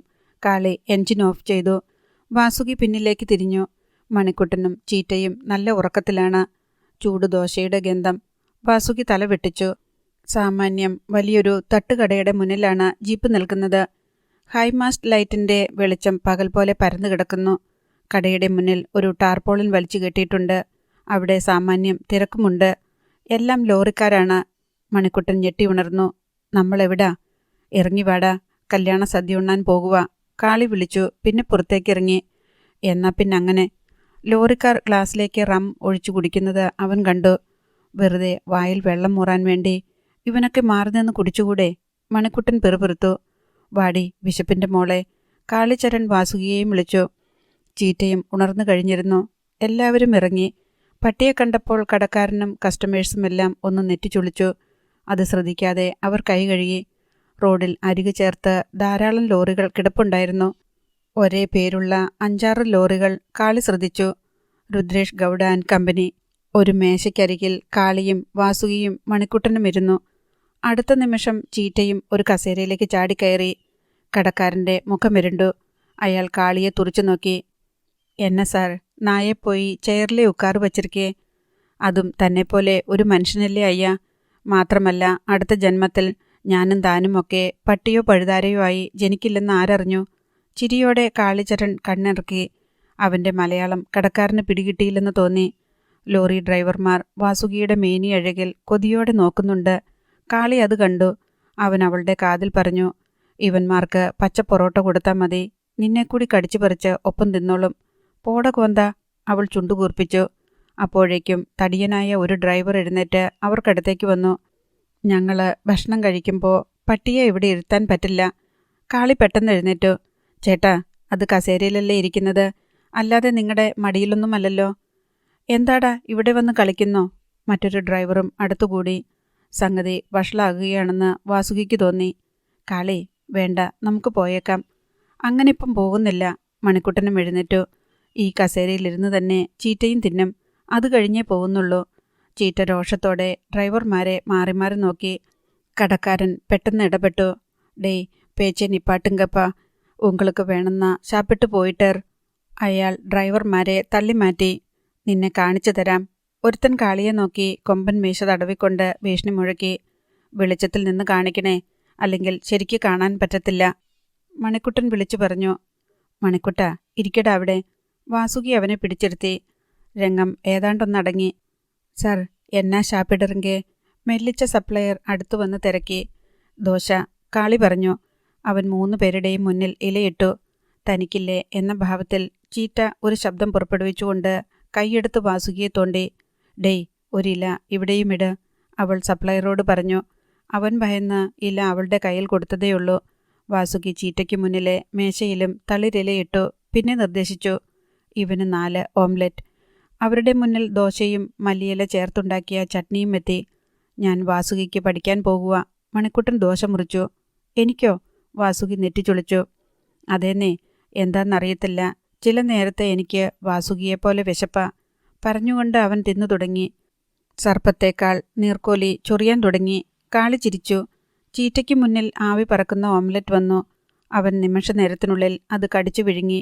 അത് കണ്ട് ലോറി ഡ്രൈവർമാർ പരസ്പരം നോക്കി. അവർ എഴുന്നേറ്റ് ലോറികളുടെ നിഴലിലേക്ക് മാറി നിന്ന് എന്തൊക്കെയോ അടക്കം പറഞ്ഞു. 5 ലോറികൾ പെട്ടെന്ന് സേലം ഭാഗത്തേക്ക് പോയി. രുദ്രേഷ് ഗൗഡ ആൻഡ് കമ്പനിയുടെ ലോറികൾ. ഭക്ഷണം കഴിച്ചിട്ട് ജീപ്പിൽ കയറാൻ നേരത്ത് വാസുകി പറഞ്ഞു, ഇത്രയും നേരം കാളി ഓടിച്ചതല്ലേ, ഇനിയൊന്ന് വിശ്രമിക്ക്, ഞാൻ ഡ്രൈവ് ചെയ്യാം. ഓക്കെ. കാളിച്ചരൺ ഡ്രൈവറുടെ ഇടതുഭാഗത്തെ സീറ്റിലേക്ക് മാറിയിരുന്നു. മണിക്കുട്ടനും ചീറ്റയും പിന്നിൽ കയറി. വാസുകി 540 സ്റ്റാർട്ട് ചെയ്തു. റോഡിൽ വാഹനങ്ങൾ കുറവായിരുന്നു. 4 വരി പാതയായതിനാൽ ഡ്രൈവിംഗ് വളരെ സുഖകരം. ചരക്കു ലോറികളും കണ്ടെയ്നറുകളുമാണ് റോഡിലേറെ. ഡിവൈഡറിന് അപ്പുറത്തുകൂടി എതിരെ വന്ന ഒരു കണ്ടെയ്നർ ലോറിയിൽ വിമാനച്ചിറകുകൾ പോലെ കാറ്റാടി യന്ത്രത്തിൻ്റെ കൂറ്റൻ ലീഫുകൾ അവർ കണ്ടു. അടുത്തത് നാമക്കലാണ്. മന്ത്രിച്ചുകൊണ്ട് കാളി KGF-ൽ എത്തേണ്ട സമയം കണക്കുകൂട്ടി. സേലം ധർമ്മപുരി 65 കിലോമീറ്റർ. അവിടെ നിന്ന് കൃഷ്ണഗിരിക്ക് 45. കൃഷ്ണഗിരി കുപ്പം 30 കിലോമീറ്റർ. കുപ്പം KGF 29. വാസുകി ജീപ്പിൻ്റെ വേഗത വർദ്ധിപ്പിച്ചു. മുന്നിൽ 2 നിരയായി ഏതാണ്ട് ഒരേ വേഗത്തിൽ ഓടുകയാണ് 5 ലോറികൾ. അവർ ലൈറ്റ് ഡിം ബ്രൈറ്റ് ചെയ്ത് കാണിച്ചു. പക്ഷേ ലോറിക്കാർ അത് ശ്രദ്ധിക്കുന്ന മട്ട് കണ്ടില്ല. ശവങ്ങൾ. അവൾക്ക് ദേഷ്യം വന്നു. ആക്സിലേറ്ററിന് പുറത്ത് ഇഷ്ടിക എടുത്തു വെച്ചുകൊണ്ടാവും പോക്ക്. വാസുകി ഹോൺ നീട്ടിയടിച്ചു. നാശം പിടിക്കാൻ, ഇവനൊന്നും സൈഡ് തരുന്ന ലക്ഷണമില്ലല്ലോ. കാളിച്ചരൻ ഒന്ന് മൂളി. നമുക്ക് കയറിപ്പോകാനുള്ള സ്ഥലമുണ്ടല്ലോ. പിന്നിലിരുന്ന മണിക്കുട്ടൻ കുനിഞ്ഞ് മുന്നിലേക്ക് നോക്കിയിട്ട് പറഞ്ഞു. 2 നിരകൾക്കും ഇടയിലൂടെ പോകാൻ സ്ഥലമുണ്ടെന്ന് വാസുകിക്കും മനസ്സിലായി. ഹോൺ നീട്ടിയടിച്ചുകൊണ്ട് അവൾ ആക്സിലേറ്റർ ഞെരിച്ചു. ഇരുവശവുമുള്ള ലോറികൾക്കിടയിലൂടെ ജീപ്പ് മുന്നോട്ട്. അടുത്ത നിമിഷം മുന്നിലെ ലോറികൾ പരസ്പരം അടുത്തു. ഏയ് ചീറിക്കൊണ്ട് വാസുകി ബ്രേക്ക് പെഡലിൽ കാൽ ആഞ്ഞമർത്തി. ജീപ്പ് ഒന്ന് പാളി. അവൾ പിന്നെയും ഹോണടിച്ചു. പ്രയോജനമില്ല. കാളിച്ചരണിൻ്റെ കണ്ണുകൾ കൂർത്തു. നെറ്റിയിൽ ഞരമ്പുകൾ പിടച്ചു പൊങ്ങി. ആ ക്ഷണം പിന്നിൽ വന്ന 2 ലോറികൾ ജീപ്പിന് ഇടം വലവുമായി. എടാ, കാളി പുറത്തേക്ക് നോക്കി എന്തോ വിളിച്ചു പറഞ്ഞു. കാളി, പണിയാ കേട്ടോ. മണിക്കുട്ടൻ ജാഗരൂകനായി. വാസുകി റിയർവ്യൂ മിററിലൂടെ നോക്കി. ഇടതുവശത്ത് ഏറ്റവും പിന്നിലായി വന്ന ലോറി വലത്തേക്ക് നീങ്ങി ജീപ്പിന് നേരെ പിന്നിലേക്ക് അടുക്കുന്നു. അവരുടെ ജീപ്പ് ഇപ്പോൾ 5 ലോറികൾക്കും മധ്യത്തിലാണ്. 5 താപ്പാനകൾ ഒരു കാട്ടാനയെ മെരുക്കുന്നത് പോലെ. ലോറികളുടെ കാതടപ്പിക്കുന്ന ഒച്ചയ്ക്കിടയിൽ അപകടത്തിൻ്റെ കുഴൽവിളി അവർ തിരിച്ചറിഞ്ഞു. അധ്യായം 17. വാസുകിയുടെ കണ്ണുകൾ ഇടം വലം ഒന്ന് വെട്ടി. കീഴ്ച്ചുണ്ട് കടിച്ചു പിടിച്ചുകൊണ്ട് അവൾ 540യുടെ ഹോൺ നീട്ടിയടിച്ചു. കൈകാലുകൾ ചങ്ങലയിട്ട് ഒരു കൊടും കുറ്റവാളിയെ ചുറ്റും നിന്ന് പോലീസുകാർ മുന്നോട്ട് നയിക്കും പോലെ ജീപ്പിനെ 5 ലോറിയും ചേർന്ന് കുടുക്കിലാക്കിയിരിക്കുകയാണ്. കാളി. വാസുകിയുടെ ശബ്ദത്തിലെ ഭീതി കാളിച്ചരൺ തിരിച്ചറിഞ്ഞു. അവർ ജീപ്പിൻ്റെ ഡോർ അല്പം തുറന്ന് ഫുഡ് റെസ്റ്റിലേക്ക് ഇടങ്കാൽ ചവിട്ടി. പാതി പുറത്തിറങ്ങി നിന്നു. പിന്നെ ഇടതുഭാഗം ചേർന്നു പോകുന്ന ലോറിക്കാരനോട് അലറി. മര്യാദയ്ക്ക് വണ്ടി മാറ്റി വഴിതാടാ, അല്ലെങ്കിൽ. ഡ്രൈവർ തല പുറത്തേക്ക് നീട്ടി കന്നഡയിൽ എന്തോ വിളിച്ചു പറഞ്ഞു. വാഹനങ്ങളുടെ ഒച്ചയിൽ അത് ലയിച്ചു ചേർന്നു. കാളിയുടെ കണ്ണുകൾ വട്ടമുഴിഞ്ഞു. ആകാശം മാത്രം കാണാം. ബാക്കിയൊക്കെ മറയപ്പെട്ടിരിക്കുന്നു. മണിക്കുട്ട, വണ്ടിയിൽ ജാക്കി ലിവർ കാണും, അതെടുത്തോ, ഒരു കരുതലിന്. കാളി നിർദ്ദേശിച്ചു. ഇങ്ങോട്ട് പണി കിട്ടും മുൻപ് അങ്ങോട്ട് അടിച്ചു കയറണം. അവൻ തീരുമാനിച്ചു. ചീറ്റ രോഷത്തോടെ കുരയ്ക്കാൻ തുടങ്ങി. മണിക്കുട്ടൻ ജാക്കി ലിവർ വലിച്ചെടുത്തു. പൊടുന്നിനെ മുന്നിൽ പോകുന്ന ലോറികളുടെ വേഗത അല്പം കുറഞ്ഞു. അതിനനുസരിച്ച് പിന്നാലെയുള്ളവയുടെയും തുടർന്ന് 5 ലോറികളും ഇടത്തേക്ക് നീങ്ങാൻ തുടങ്ങി. വാസുകിക്കും ജീപ്പ് നീക്കാതിരിക്കാൻ കഴിഞ്ഞില്ല. ഹൈവേയിൽ പാർക്കിങ്ങിനായി ക്രമീകരിച്ച സ്ഥലമാണത്. വളരെ വീതിയേറിയ ഏരിയ. പ്രധാന പാതയിൽ നിന്ന് വാഹനങ്ങൾ മാറിയതോടെ മുന്നിലെ ലോറികൾ ബ്രേക്കിട്ടു. വാസുകിയും ജീപ്പ് നിർത്തി. പക്ഷേ ലൈറ്റ് അണച്ചില്ല. ജീപ്പിന് 4 വശത്തായി ഏതാണ്ട് 1 മീറ്റർ അകലെയാണ് ലോറികൾ കിടക്കുന്നത്. മണിക്കുട്ട, ജാക്കി ലിവർ താടാ. കാളി പുറത്തേക്ക് ചാടിക്കഴിഞ്ഞു. മണിക്കുട്ടൻ ലിവർ നീട്ടി. കാളി മിന്നൽ വേഗത്തിൽ അത് വാങ്ങി. അവൻ്റെ കയ്യിൽ അത് പമ്പരം പോലെ കറങ്ങി. ലോറികളുടെ ഡോറുകൾ ഒരേ നിമിഷം തുറക്കപ്പെട്ടു. ഡ്രൈവർമാരും ക്ലീനർമാരും കയ്യിൽ കിട്ടിയ ആയുധങ്ങളുമായി താഴേക്ക് പറന്നു. നിന്റെയൊക്കെ ചൊറിച്ചില് ഇപ്പം തന്നെ തീർത്തു തന്നേക്കാമിടാ, കാളി അലറി. അവൻ ജീപ്പിൻ്റെ ഇടതു വീലിൽ ചവിട്ടി ചാടി ഉയർന്നു. സീൽക്കാരത്തോടെ ജാക്കി ലിവർ അർദ്ധവൃത്താകൃതിയിൽ വീശിയെത്തി. മുന്നിലെത്തിയ ഡ്രൈവറുടെ തോളല് പൊട്ടുന്നതും ഒരായുധം താഴെ വീഴുന്നതിൻ്റെ കിലുക്കവും കേട്ടു. അയാളുടെ നിലവിളിയും. ഡ്രൈവർ ലോറിയിൽ ചെന്നിടിച്ച് തറയിലേക്ക് മലർന്നു. ബാക്കിയുള്ള 9 പേർ കാളിയെ വളഞ്ഞു. സ്വതന്ത്രമായ ഒരു ഏറ്റുമുട്ടലിന് അവിടെ സ്ഥലമില്ല. ജാക്കി ലിവറിന്റെ അടിയേൽക്കാതെ അവർ വാഹനങ്ങൾക്കടിയിലേക്ക് ഒതുങ്ങി. Cheetah, catch! വാസുകി അലറി. കടുവയുടെ ക്രൗര്യത്തോടെ പട്ടി പുറത്തേക്ക് ചാടി. മുന്നിൽ കണ്ടവന്റെ ശരീരത്തിലേക്ക് അത് കുതിച്ചു വീണു. അമ്മ! പ്രതിരോധിക്കാൻ കഴിഞ്ഞില്ല അയാൾക്ക്. ചീറ്റയുടെ തലങ്ങും വിലങ്ങുമുള്ള കടിയേറ്റ് അയാൾ തറയിൽ കിടന്ന് പിടഞ്ഞു. പിന്നെ തിരിഞ്ഞപ്പോൾ മുഖത്തിനു മുന്നിൽ പട്ടിയുടെ തുറന്ന വായ്. ഒറ്റ കടി കൂടി. വാസുകിയും മണിക്കുട്ടനും കൂടി കാളിയെ സഹായിക്കാൻ ഇറങ്ങി. ശരിക്കും ഒരു പെൺപുലിയായി മാറുകയായിരുന്നു വാസുകി. സർപ്പം ചീറ്റുന്നതുപോലെ ഒരപശബ്ദം അവളിൽ നിന്നുയർന്നു. ഒപ്പം തന്നെ പിടിക്കാൻ വന്ന ഒരുവന്റെ കാലുകൾക്കിടയിൽ ഒറ്റത്തൊഴി. തുറന്ന വായോടെ മുകളിലേക്ക് നോക്കി അയാൾ ഒരു നിമിഷം നിന്നു. ആ ക്ഷണം പിന്നിൽ നിന്ന് മണിക്കുട്ടൻ അയാളെ അടിച്ചിട്ടു. കാളിയുടെ കയ്യിലിരുന്ന ജാക്കി ലിവർ ലോറിയുടെ ലോഹഭാഗങ്ങളിൽ ചെന്നുകൊണ്ട് തീപ്പൊരികൾ ചിതറി. രാത്രിയിൽ ഒരു പെണ്ണുമായിട്ട് യാത്ര ചെയ്യാൻ പറ്റത്തില്ല അല്ലേടാ? ഇതെന്നാ ഡൽഹിയാണോ? കാളിയുടെ ഗർജനം.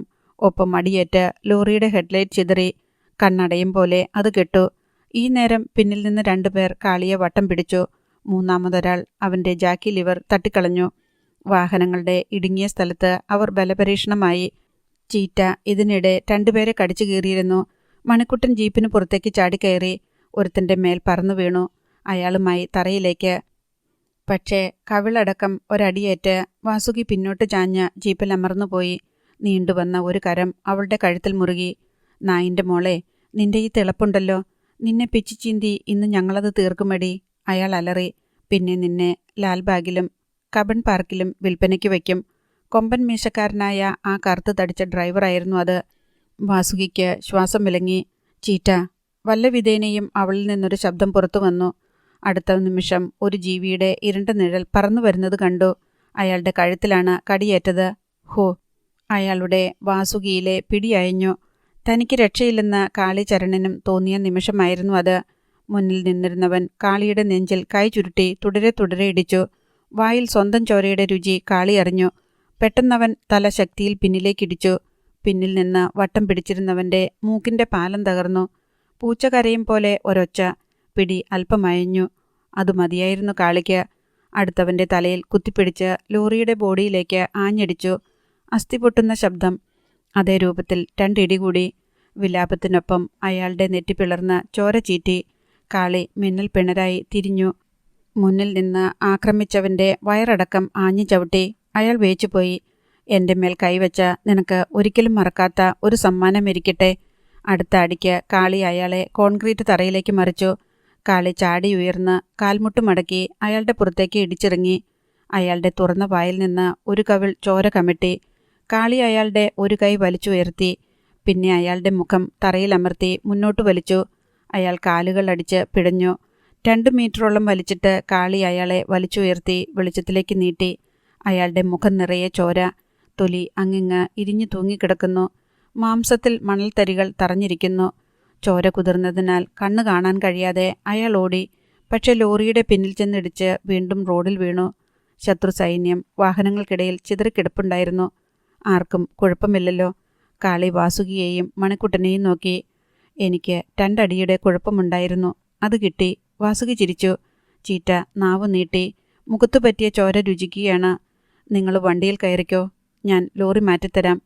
പറഞ്ഞിട്ട് കാളിച്ചരൺ മുന്നിൽ കിടന്നിരുന്ന ഒരു ലോറിയിൽ കയറി. അത് സ്റ്റാർട്ട് ചെയ്ത് മുന്നോട്ടെടുത്ത് ജീപ്പിന് പോകാനുള്ള സ്ഥലമുണ്ടാക്കി. പിന്നെ റിവേഴ്സ് ഗിയറിൽ ചാട്ടുളി വേഗത്തിൽ പിന്നോട്ടെടുത്തു. ജീപ്പിന്റെ വലതുവശത്ത് കിടന്നിരുന്ന ലോറിയിൽ അമിട്ട് പൊട്ടുന്ന ഒച്ചയിൽ അത് വന്നിടിച്ചു. ആ ലോറിയുടെ ഗ്ലാസുകൾ മുത്തുമണികൾ പോലെ ചിതറി. ഒപ്പം അത് പിന്നിലേക്ക് നീങ്ങി ജീപ്പിന്റെ പുറകിൽ കിടന്നിരുന്ന ലോറിയിലിടിച്ച് കുറുകെ തിരിഞ്ഞു. ഈ സമ്മാനം കൂടി ഇരിക്കട്ടേടാ. കാളി റോഡിലേക്ക് ചാടി. ഹൈവേയിലൂടെ വാഹനങ്ങൾ ചീറിപ്പാഞ്ഞുകൊണ്ടിരുന്നു. കാളി ഒരിക്കൽ കൂടി ലോറിയുടെ പേര് വായിച്ചു. Rudresh Gowda and company. അവനത് മനസ്സിലിട്ട് ചതച്ചു. കോളർ. രുദ്രേഷ് ഗൗഡയുടെ ഉറക്കത്തെ ഞെട്ടിച്ചുകൊണ്ട് സെൽഫോൺ ശബ്ദിച്ചു. കഴുത്തിൽ നിന്ന് പുതുപ്പ് നീക്കി അയാൾ കൈനീട്ടി ബെഡ്റൂം ലാമ്പ് തെളിയിച്ചു. പിന്നെ പുളിക്കുന്ന കണ്ണുകൾ വലിച്ചു തുറന്ന് ദേഷ്യത്തോടെ ഫോൺ എടുത്തു. ഡിസ്പ്ലേ സ്ക്രീനിൽ തെളിഞ്ഞ പേര് നോക്കിയിട്ട് കാതോട് ചേർത്തു. എന്താടാ? മറുവശത്തു നിന്ന് 15 സെക്കൻഡ് നേരത്തെ സംസാരം. അയാളുടെ കണ്ണുകൾ കൂർത്തു. ഗൗഡയുടെ ഉറക്കം പോയി. അയാൾ ചാടി എഴുന്നേറ്റു. വണ്ടികളൊന്നും റോഡിൽ കിടക്കരുത്, മാറ്റിക്കോണം. ഗർജിച്ചുകൊണ്ട് ഗൗഡ പുറത്തേക്ക് പാഞ്ഞു. അതിനിടെ ഹാളിൽ കിടന്ന ഗ്ലാസ് ടീപ്പോയിൽ ഒറ്റ ചവിട്ട്. അത് തകരുന്ന ഒച്ച ഭിത്തികളിൽ തട്ടി പ്രതിധ്വനിച്ചു. പല വഴികളിലൂടെ അംഗരക്ഷകർ പാഞ്ഞെത്തി. എന്താ സാബ്? കരൂരിനും സേലത്തിനുമിടയിൽ വെച്ച് നമ്മുടെ ലോറികൾക്ക് നേരെ ആക്രമണം. ഉടൻ വേണ്ടത് ചെയ്യ്. പോലീസ് കേസ് ഒന്നും വേണ്ട, അറിയാമല്ലോ. സേലത്തെ നമ്മുടെ ഏജന്റിനെ വിവരം അറിയിക്കാം, അയാൾ നോക്കിക്കോളും, നേതാവ് പറഞ്ഞു. എങ്ങനെയുമാവാം, ലോറികൾ സുരക്ഷിതമായിരിക്കണം. പിന്നെ ആക്രമിച്ചതാരാണെങ്കിലും ട്രേസ് ചെയ്തു പിടിക്കണം ഉടനെ. രുദ്രേഷ് ഗൗഡ വെട്ടിത്തിരിഞ്ഞു. 1/2 ഡസൻ സെൽഫോണുകൾ പല നമ്പറുകളിലേക്ക് കോൾ അയച്ചു തുടങ്ങി. രാത്രി 3 മണി. സ്വർണ്ണപ്പാറകൾ ട്രോളിയിൽ കൊണ്ടുവരുന്ന ഇരുണ്ട തുരങ്കത്തിലൂടെ അതിശീഘ്രം മുന്നോട്ട് നടക്കുകയായിരുന്നു ലാസർ. എവിടെ നിന്നാണ് പാറ പൊട്ടിക്കുന്നതെന്ന് അറിയണം. എന്നിട്ട് വേണം ചന്ദ്രപ്പൻ കിടാവിന് വിവരം നൽകാൻ. താൻ തിരികെ പഴയ സ്ഥാനത്തേക്ക് ചെല്ലുമ്പോഴേക്കും നേരം വെളുക്കുമെന്ന് ലാസറിനറിയാം. എന്നാലും കൃത്യമായ സ്പോട്ട് പറഞ്ഞു കൊടുക്കണമെങ്കിൽ ആ സ്ഥലം കണ്ടേ പറ്റൂ. ഏതാണ്ട് 1 കിലോമീറ്ററെങ്കിലും അയാൾ നടന്നു കാണും. പെട്ടെന്ന് ട്രോളി വീണ്ടും വരുന്നതിൻ്റെ ഇരമ്പൽ കേട്ടു. ലാസർ ഗുഹയോട് ഒട്ടിനിന്നു. അയാൾക്ക് മുന്നിലൂടെ അത് പാഞ്ഞുപോയി. ലാസർ പിന്നെയും നടന്നു. ഇപ്പോൾ ഹൈഡ്രോളിക് ഡ്രില്ലർ പ്രവർത്തിക്കുന്നതിൻ്റെ ശബ്ദം കേട്ടു തുടങ്ങി. അയാളുടെ കാലുകൾക്ക് വേഗമേറി. വീർത്തു കുളിച്ചിരുന്നു ലാസർ. ഒരു തിരുവിനപ്പുറത്ത് വെളിച്ചം കണ്ടു. അവിടെ പാറയിലൂടെ ഒരു ചെറിയ അരുവി ഒലിച്ചിറങ്ങുന്നു. ലാസർ കൈക്കുമ്പിളിൽ കുറച്ച് വെള്ളമെടുത്ത് കുടിച്ചു. പിന്നെ കരുതലോടെ നീങ്ങി. മുന്നിലെ കാഴ്ച. അയാളുടെ സിരാചക്രങ്ങളിലൂടെ ക്രോധത്തിൻ്റെ ഒരു മിന്നൽ പാഞ്ഞു. 10ഓളം പണിക്കാർ പാറ പൊട്ടിക്കുന്നു. ഇത്രയും കാലം ആരും തൊടാതെ നിന്നിരുന്ന സ്വർണ്ണപ്പാറ. ബ്രിട്ടീഷുകാർ അതിൽ ഡേഞ്ചർ എന്ന് എഴുതിയതിനാലാണ് ഇതുവരെ പൊട്ടിക്കാതിരുന്നത്. പൊട്ടിക്കുന്ന ഭാഗത്ത് വെളിച്ചമേറ്റ് ലക്ഷക്കണക്കിന് തിളക്കങ്ങൾ. എടുത്തിട്ടുള്ളതിലും എത്രയോ ഇരട്ടി സ്വർണമാണതിൽ. ലാസർ കുറെ കൂടി അടുത്തെത്തി. ഇപ്പോൾ കണ്ടു, അവിടെ എല്ലാറ്റിനും നേതൃത്വം കൊടുത്തുകൊണ്ട് നിൽക്കുന്ന ഒരാൾ. കുരങ്ങ് കൃഷ്ണ, കലിംഗറാവുവിൻ്റെ സൈന്യാധിപൻ. ഒരു നിമിഷം ലാസറുടെ ചോര തണുത്തുറഞ്ഞു. താൻ വിചാരിച്ചതെല്ലാം സത്യമാണ്. കലിംഗറാവുവിൻ്റെ നേതൃത്വത്തിൽ എല്ലാവരും അറിഞ്ഞുകൊണ്ടുള്ള രഹസ്യഖനനം. ഒറ്റ രാത്രി കൊണ്ട് എടുക്കാവുന്ന അത്രയും എടുക്കുക. അത് കഴിഞ്ഞ് രാവിലെ ഖനി പൂട്ടും. ഇനി എത്രയും വേഗം ചന്ദ്രപ്പൻ കിടാവിനെ വിവരമറിയിക്കണം. പെട്ടെന്ന് ലാസറിന് ഒരു യുക്തി തോന്നി. അണ്ടർഗ്രൗണ്ട് ഏജന്റിൻ്റെ മുറിയിലെ ലാൻഡ് ഫോണിലൂടെ കിടാവിൻ്റെ സെല്ലിലേക്ക് ബന്ധപ്പെടാം. ആളുകളെ ഇതിനുള്ളിലേക്കിറക്കാം. ലാസർ പിന്തിരിയാൻ ഭാവിക്കുകയായിരുന്നു. അടുത്ത നിമിഷം നേരത്തെ പോയതിൻ്റെ ഇരട്ടി വേഗത്തിൽ ട്രോളി തിരിച്ചു വരുന്നു. ഒളിക്കാൻ നേരം കിട്ടിയില്ല ലാസറിന്. എങ്കിലും അയാൾ ഭിത്തിയിൽ ചാരി നിശ്ചലം നിന്നു. ട്രോളിയിലിരുന്നവൻ തന്നെ കണ്ടോ? ലാസറിന് സംശയം തോന്നി. മടങ്ങി വന്ന ട്രോളിയിൽ പാറകളിരിക്കുന്നത് കണ്ട് കുരങ്ങ് കൃഷ്ണ ശബ്ദമുയർത്തി. എന്താടാ ഇത്? അൺലോഡ് ചെയ്യാതെ തിരികെ കൊണ്ടുവരുന്നോ? സാബ്, അതിലിരുന്ന മനുഷ്യൻ കിതച്ചു. അവിടെ ഏജന്റിനെ ആരോ കൊന്നിട്ടിരിക്കുന്നു. കുരങ്ങ് കൃഷ്ണൻ ഞെട്ടി. മാണിക്യം എന്തിയെ? പെട്ടെന്ന് ശരവണൻ ഓടി വന്നു. കണ്ടില്ല. ഇനി അവനെങ്ങാനും? കുരങ്ങ് തലച്ചോർ പുകച്ചു. ഇല്ല സാബ്, അവനങ്ങനെ ചെയ്യില്ല, ശരവണൻ തീർത്തു പറഞ്ഞു. കുരങ്ങ് കൃഷ്ണ കൈ ഉയർത്തി. പെട്ടെന്ന് യന്ത്രങ്ങൾ നിലച്ചു. ശ്മശാന തുല്യമായ ഒരു ഭയാനക നിശബ്ദത. സാബ്, പെട്ടെന്ന് ട്രോളി ഓടിച്ച മനുഷ്യൻ ഓർമ്മിച്ചു. ഞാൻ ഇങ്ങോട്ട് വരുമ്പോൾ അവിടെ ഒരാൾ നിൽക്കുന്നതുപോലെ തോന്നി. എവിടെ? അയാൾ ലാസർ നിന്ന ഭാഗത്തേക്ക് കൈ ചൂണ്ടി. പിടിക്കവനെ. കുരങ്ങ് കൃഷ്ണയുടെ ശബ്ദം തുരങ്കത്തെ വിറപ്പിച്ചു. ടോർച്ചുകളുമായി പണിക്കാർ പാഞ്ഞു വരുന്നത് കണ്ടപ്പോൾ ലാസർ ഓടി. കുരങ്ങ് കൃഷ്ണ ട്രോളിയിലേക്ക് ചാടിക്കയറി പാറകൾക്ക് മീതെയിരുന്നു. വിടടാ അങ്ങോട്ട്. ഓടുന്നവരെ കടന്ന് ട്രോളി ചീറിപ്പാഞ്ഞു. കുരങ്ങ് ടോർച്ചടിച്ചു നോക്കി. മുന്നിൽ ഒരാൾ ഓടിപ്പോകുന്നത് കണ്ടു. അയാൾ പെട്ടെന്ന് ട്രോളിയിൽ നിന്ന് കയ്യിലൊതുങ്ങുന്ന ഒരു പാറയെടുത്തു.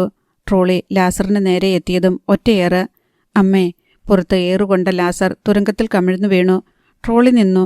കുരങ്ങ് താഴേക്ക് ചാടി. തറയിൽ നിന്ന് എഴുന്നേൽക്കാൻ ഭാവിക്കുകയായിരുന്നു ലാസർ. പെട്ടെന്ന് കുരങ്ങ് തൻ്റെ തോളിൽ കിടന്നിരുന്ന ഷാൾ കൊണ്ട് അയാളുടെ കഴുത്തിൽ കുരുക്കിട്ടു. പിന്നെ ഷാളിൻ്റെ മറ്റേ അറ്റവുമായി ട്രോളിയിൽ കയറി. തിരിച്ചുവിട്ടോടാ. ട്രോളി പിന്നെയും പാറ പൊട്ടിക്കുന്ന ഭാഗത്തേക്ക്. ലാസർ എറിയപ്പെടുന്നതുപോലെ തറയിലേക്ക് വീണു. പിന്നെ വലിച്ചിഴയ്ക്കപ്പെട്ടു. ശത്രുവിനെ പിടികിട്ടിയതോടെ പണിക്കാരും തിരികെ വന്നു. കുരങ്ങ് കൃഷ്ണ ഷാളിലെ പിടിവിട്ടെങ്കിലും ലാസറിന് എഴുന്നേൽക്കാനായില്ല. വലിച്ചു പൊക്ക്, അവൻ്റെ മുഖമൊന്ന് കാണട്ടെ, അയാൾ കൽപ്പിച്ചു. പണിക്കാർ ഷാൾ അഴിച്ച് തിരികെ നൽകിയിട്ട് ലാസറിനെ പിടിച്ചുയർത്തി. ചോരയൊലിക്കുന്ന മുഖത്തോടെ ലാസർ കുരങ്ങനെ നോക്കി. ഇളകിക്കിടന്ന പാറകളിലിടിച്ച് ലാസറിൻ്റെ മുഖവും തലയുമൊക്കെ പൊട്ടിയിരുന്നു. അയാൾ കഴുത്ത് തടവിക്കൊണ്ട് ശ്വാസം വലിച്ചുവിട്ടു. ഓ ലാസർ! കുരങ്ങ് അത്ഭുതം ഭാവിച്ചു. തൊഴിലാളികളോട് കൂറുള്ള നേതാവ്. പുച്ഛഭാവത്തിൽ ചിരിച്ചുകൊണ്ട് കുരങ്ങ് മുന്നോട്ട് ചെന്നു. പിന്നെ കൈവീശി മുഖമടച്ച് ഒറ്റയടി. അതിൻ്റെ ശബ്ദം തുരങ്കത്തിൽ മുഴങ്ങി. വിലാപത്തോടെ ലാസർ ഭിത്തിയിലൂടെ താഴേക്ക് നിരങ്ങി. പക്ഷേ അടുത്ത സെക്കൻഡിൽ അവൻ അരയിൽ നിന്ന് നേപ്പാളി കത്തി വലിച്ചെടുത്ത് ആഞ്ഞു വീശി. വിശ്വസിക്കാനാവാതെ കുരങ്ങ് കൃഷ്ണ തൻ്റെ വയറ്റത്തേക്ക് നോക്കി. ഷർട്ട് കുറുകെ മുറിഞ്ഞകന്നിരിക്കുന്നു. അവിടെ നീളത്തിൽ ഒരു നീറ്റൽ. അയാൾ പകച്ചുപോയി. അധികം ആഴമില്ലെങ്കിലും വയറ്റത്ത് ഒരു വെളുത്ത പാട്. വിയർപ്പ് കണങ്ങൾ പോലെ അവിടേക്ക് ചോരത്തുള്ളികൾ ഊറിക്കൂടുന്നു. ലാസർ അട്ടഹസിച്ചു. നീയൊക്കെ എന്നെ കൊല്ലുമായിരിക്കും. എങ്കിലും രണ്ടെണ്ണത്തിനെയെങ്കിലും ഞാനും തീർത്തിരിക്കും വഞ്ചകരെ. നിവർന്നു നിന്ന് ലാസർ കത്തി വീശി. പണിക്കാർ അകന്നു മാറി. എന്നാൽ കുരങ്ങ് കൃഷ്ണ നിശ്ചലം നിന്നു. അയാളുടെ ചലനമില്ലാത്ത കണ്ണുകൾ ലാസറിൻ്റെ മുഖത്ത് തറഞ്ഞു. നീ മിടുക്കന ലാസറെ. അതുകൊണ്ടാ എൻ്റെ വയറ്റത്തെ തൊലി പൊളിച്ചു നോക്കാൻ പറ്റിയത്. ജീവിതത്തിൽ എനിക്ക് ആദ്യം കിട്ടുന്ന സമ്മാനം. അതിന് തിരികെയും എന്തെങ്കിലും തരണ്ടേടാ ഞാൻ. കുരങ്ങ തൻ്റെ പോക്കറ്റിൽ നിന്ന് ഏതോ സ്പ്രേയുടെ ഒരു കുപ്പിയെടുത്തു. അത് മുറിവിലേക്ക് ചീറ്റിച്ചു. അതിൻ്റെ നീറ്റൽ അയാളുടെ മുഖത്ത് പുളിമാങ്ങ തിന്നുന്ന ഒരു ഭാവമുണ്ടാക്കി. കരുതലോടെ നിൽക്കുകയാണ് ലാസർ. അടുത്താൽ കൊല്ലും ഞാൻ. അടുത്തല്ലേടാ ഞാൻ നിൽക്കുന്നത്, നീയങ്ങ് കൊല്ല്. കുരങ്ങ് പല്ലിളിച്ചു. ഒപ്പം ഒരടി കൂടി മുന്നോട്ട് വെച്ചു. ഒന്ന് പകച്ചെങ്കിലും ലാസർ ആഞ്ഞുകുത്തി. പക്ഷേ ലാഘവത്തോടെ കുരങ്ങ് കൃഷ്ണ അത് തടഞ്ഞ് കയ്യിൽ പിടിമുറുക്കി. പിന്നെ വെട്ടിത്തിരിച്ചു. ലാസറിൻ്റെ നേപ്പാളി കത്തി കുരങ്ങിൻ്റെ കയ്യിലേക്ക് വീണു. തുടർന്ന് ലാസറിൻ്റെ ഷർട്ടിന് കുത്തിപ്പിടിച്ച് കുരങ്ങ് പാറയോട് ചേർത്തു. എടാ നേതാവേ, ഈ ഖനിയിലെ സ്വർണം മുഴുവൻ ഞങ്ങൾ മാന്തിപ്പൊളിച്ചെടുക്കും. നിനക്കോ നിന്റെ യൂണിയൻകാർക്കോ ഒന്നും ചെയ്യാൻ കഴിയില്ല. കാരണം ഇനി നീ ഇല്ലല്ലോ. ഒന്ന് നിർത്തിയിട്ട് അയാൾ തുടർന്നു. പക്ഷേ എല്ലാം അല്പനേരം കൂടി കാണാനുള്ള അവസരം നിനക്ക് ഞാൻ തരാൻ പോവുകയാ, ഒരു പ്രത്യേക രീതിയിൽ. പറയുന്നതിനിടയിൽ കുരങ്ങ് കൃഷ്ണയുടെ വലതു കൈയിൽ നേപ്പാളി കത്തി തിരിഞ്ഞു. അതിൻ്റെ മുന പിന്നിലേക്ക് വന്നു. നീ എൻ്റെ വയറ്റിൽ കുറുകെ വരച്ചു. ഞാൻ നിന്റെ നെഞ്ചിൽ നേരെ വരയ്ക്കാം. കത്തിമുന ലാസറിൻ്റെ നെഞ്ചിന് മധ്യത്തിൽ മുട്ടി. കുരങ്ങേ. ലാസർ എന്തോ പറയാൻ ഭാവിച്ചു. പക്ഷെ മുകളിൽ നിന്ന് താഴേക്ക് ഒരു മിന്നൽ പാഞ്ഞു. ലാസറിൻ്റെ നെഞ്ചു മുതൽ പൊക്കിളിന് താഴെ വരെ രണ്ടായി പിളർന്നു. കുരങ്ങേ. അയാളുടെ അലർച്ച മറ്റുള്ളവരെ പോലും വിറപ്പിച്ചു. ഇവന് പിടയാൻ പോലും നേരം കൊടുക്കരുത്. കുരങ്ങിൻ്റെ കൽപ്പന. ഇവനെ തറയിലിരുത്ത്. 4 പേർ പെട്ടെന്ന് ലാസറുടെ കൈകാലുകൾ പിടിച്ചു. ചോര പാൻസിന് മീതെ കൂടി കുതിച്ചൊഴുകുകയാണ്. മഹാന്മാരെയൊക്കെ സമാധിയാകുമ്പോൾ ഇരുത്തിയാണ് അടക്കം ചെയ്യാറ്. നിനക്കും അങ്ങനെയാവട്ടെ ലാസർ മഹാനെ. കുരങ്ങ് തലതിരിച്ച് പണിക്കാർക്ക് എന്തോ നിർദ്ദേശം നൽകി. അവർ പൊട്ടിച്ചിട്ടിരിക്കുന്ന 2 വലിയ സ്വർണ്ണപ്പാറകൾ ഉയർത്തി ലാസറിൻ്റെ കാലുകളിലേക്കിട്ടു. അയാൾ ഭിത്തിയിൽ തലയടിച്ച് പിടയാൻ ശ്രമിച്ചു. തുടർന്ന് പണിക്കാർ ലാസറിന് ചുറ്റും കല്ലുകൾ അടുക്കാൻ തുടങ്ങി. ലാസർ കരയുകയോ യാചിക്കുകയോ ചെയ്യാതെ പല്ലുകൾ കടിച്ചു പിടിച്ചു. അനിവാര്യമായ വിധിയെ സ്വീകരിക്കും പോലെ. ഒരു ചതുരത്തൂണ് നിർമ്മിക്കുന്നത് പോലെ ലാസറിന് ചുറ്റും കല്ലുകൾ ഉയർന്നുകൊണ്ടിരുന്നു. അതിനിടയിൽ അയാൾ ഞെരിയുകയാണ്. കഴുത്തുവരെ കല്ലുകൾ കൊണ്ട് മൂടപ്പെട്ടു. അടിയിലൂടെ ചോര തറയിൽ പടർന്നുകൊണ്ടേയിരുന്നു. ലാസറുടെ കണ്ണുകൾ നിറഞ്ഞു തൂവി. ഹൈഡ്രോളിക് ഡ്രില്ലറുകൾ വീണ്ടും പ്രവർത്തിക്കാൻ തുടങ്ങി. തീപ്പൊരികളും സ്വർണ്ണപ്പൊടികളും ഇളകിപ്പറന്നു. കഠോരമായ ശബ്ദം കാതുകളിലേക്ക് പുളഞ്ഞിറങ്ങി. തളർന്നു തുടങ്ങിയിരുന്നു ലാസർ. അവസാന വാചകം പോലെ അയാൾ ചുണ്ടനക്കി. നീ ചെയ്യിക്കുന്നതും ചെയ്യുന്നതുമൊന്നും നിനക്ക് പ്രയോജനപ്പെടില്ല കുരങ്ങേ. ഞാൻ ചത്താലും എന്നേക്കാൾ ശക്തൻ വരും നിന്റെ വിധി എഴുതാൻ. ആസ്വദിക്കും പോലെ കുരങ്ങ് കൃഷ്ണ തലയാട്ടി. പിന്നെ പണിക്കാർക്ക് നിർദ്ദേശം നൽകി. ഇവൻ്റെ ബാക്കിയും കൂടി മൂടിയേര്. ഒരു പക്ഷേ ഇങ്ങനെ സ്വർണത്തിനുള്ളിൽ സമാധിയാകുന്ന ഏക മഹാൻ ലോകത്ത് ഇവൻ മാത്രമാകും. പണിക്കാർ പിന്നെയും പാറയടുക്കി. ലാസറിൻ്റെ ശിരസും മൂടപ്പെട്ടു. അതിനും മീതെ ഒരടി ഉയരത്തിൽ വരെ അവർ കല്ലടുക്കി. ഇപ്പോൾ അവിടേക്ക് നോക്കിയാൽ ഒരു കൽക്കെട്ട് എന്ന് മാത്രമേ തോന്നുകയുള്ളൂ. അതിനുള്ളിൽ നിന്ന് ഒരു ശബ്ദം കൂടി കേട്ടു. പണിപ്പെട്ട് ശ്വാസം വിടുന്നതുപോലെ. പിന്നെ ഒന്നും കേട്ടില്ല. അടുത്ത ഭാഗം നാളെ.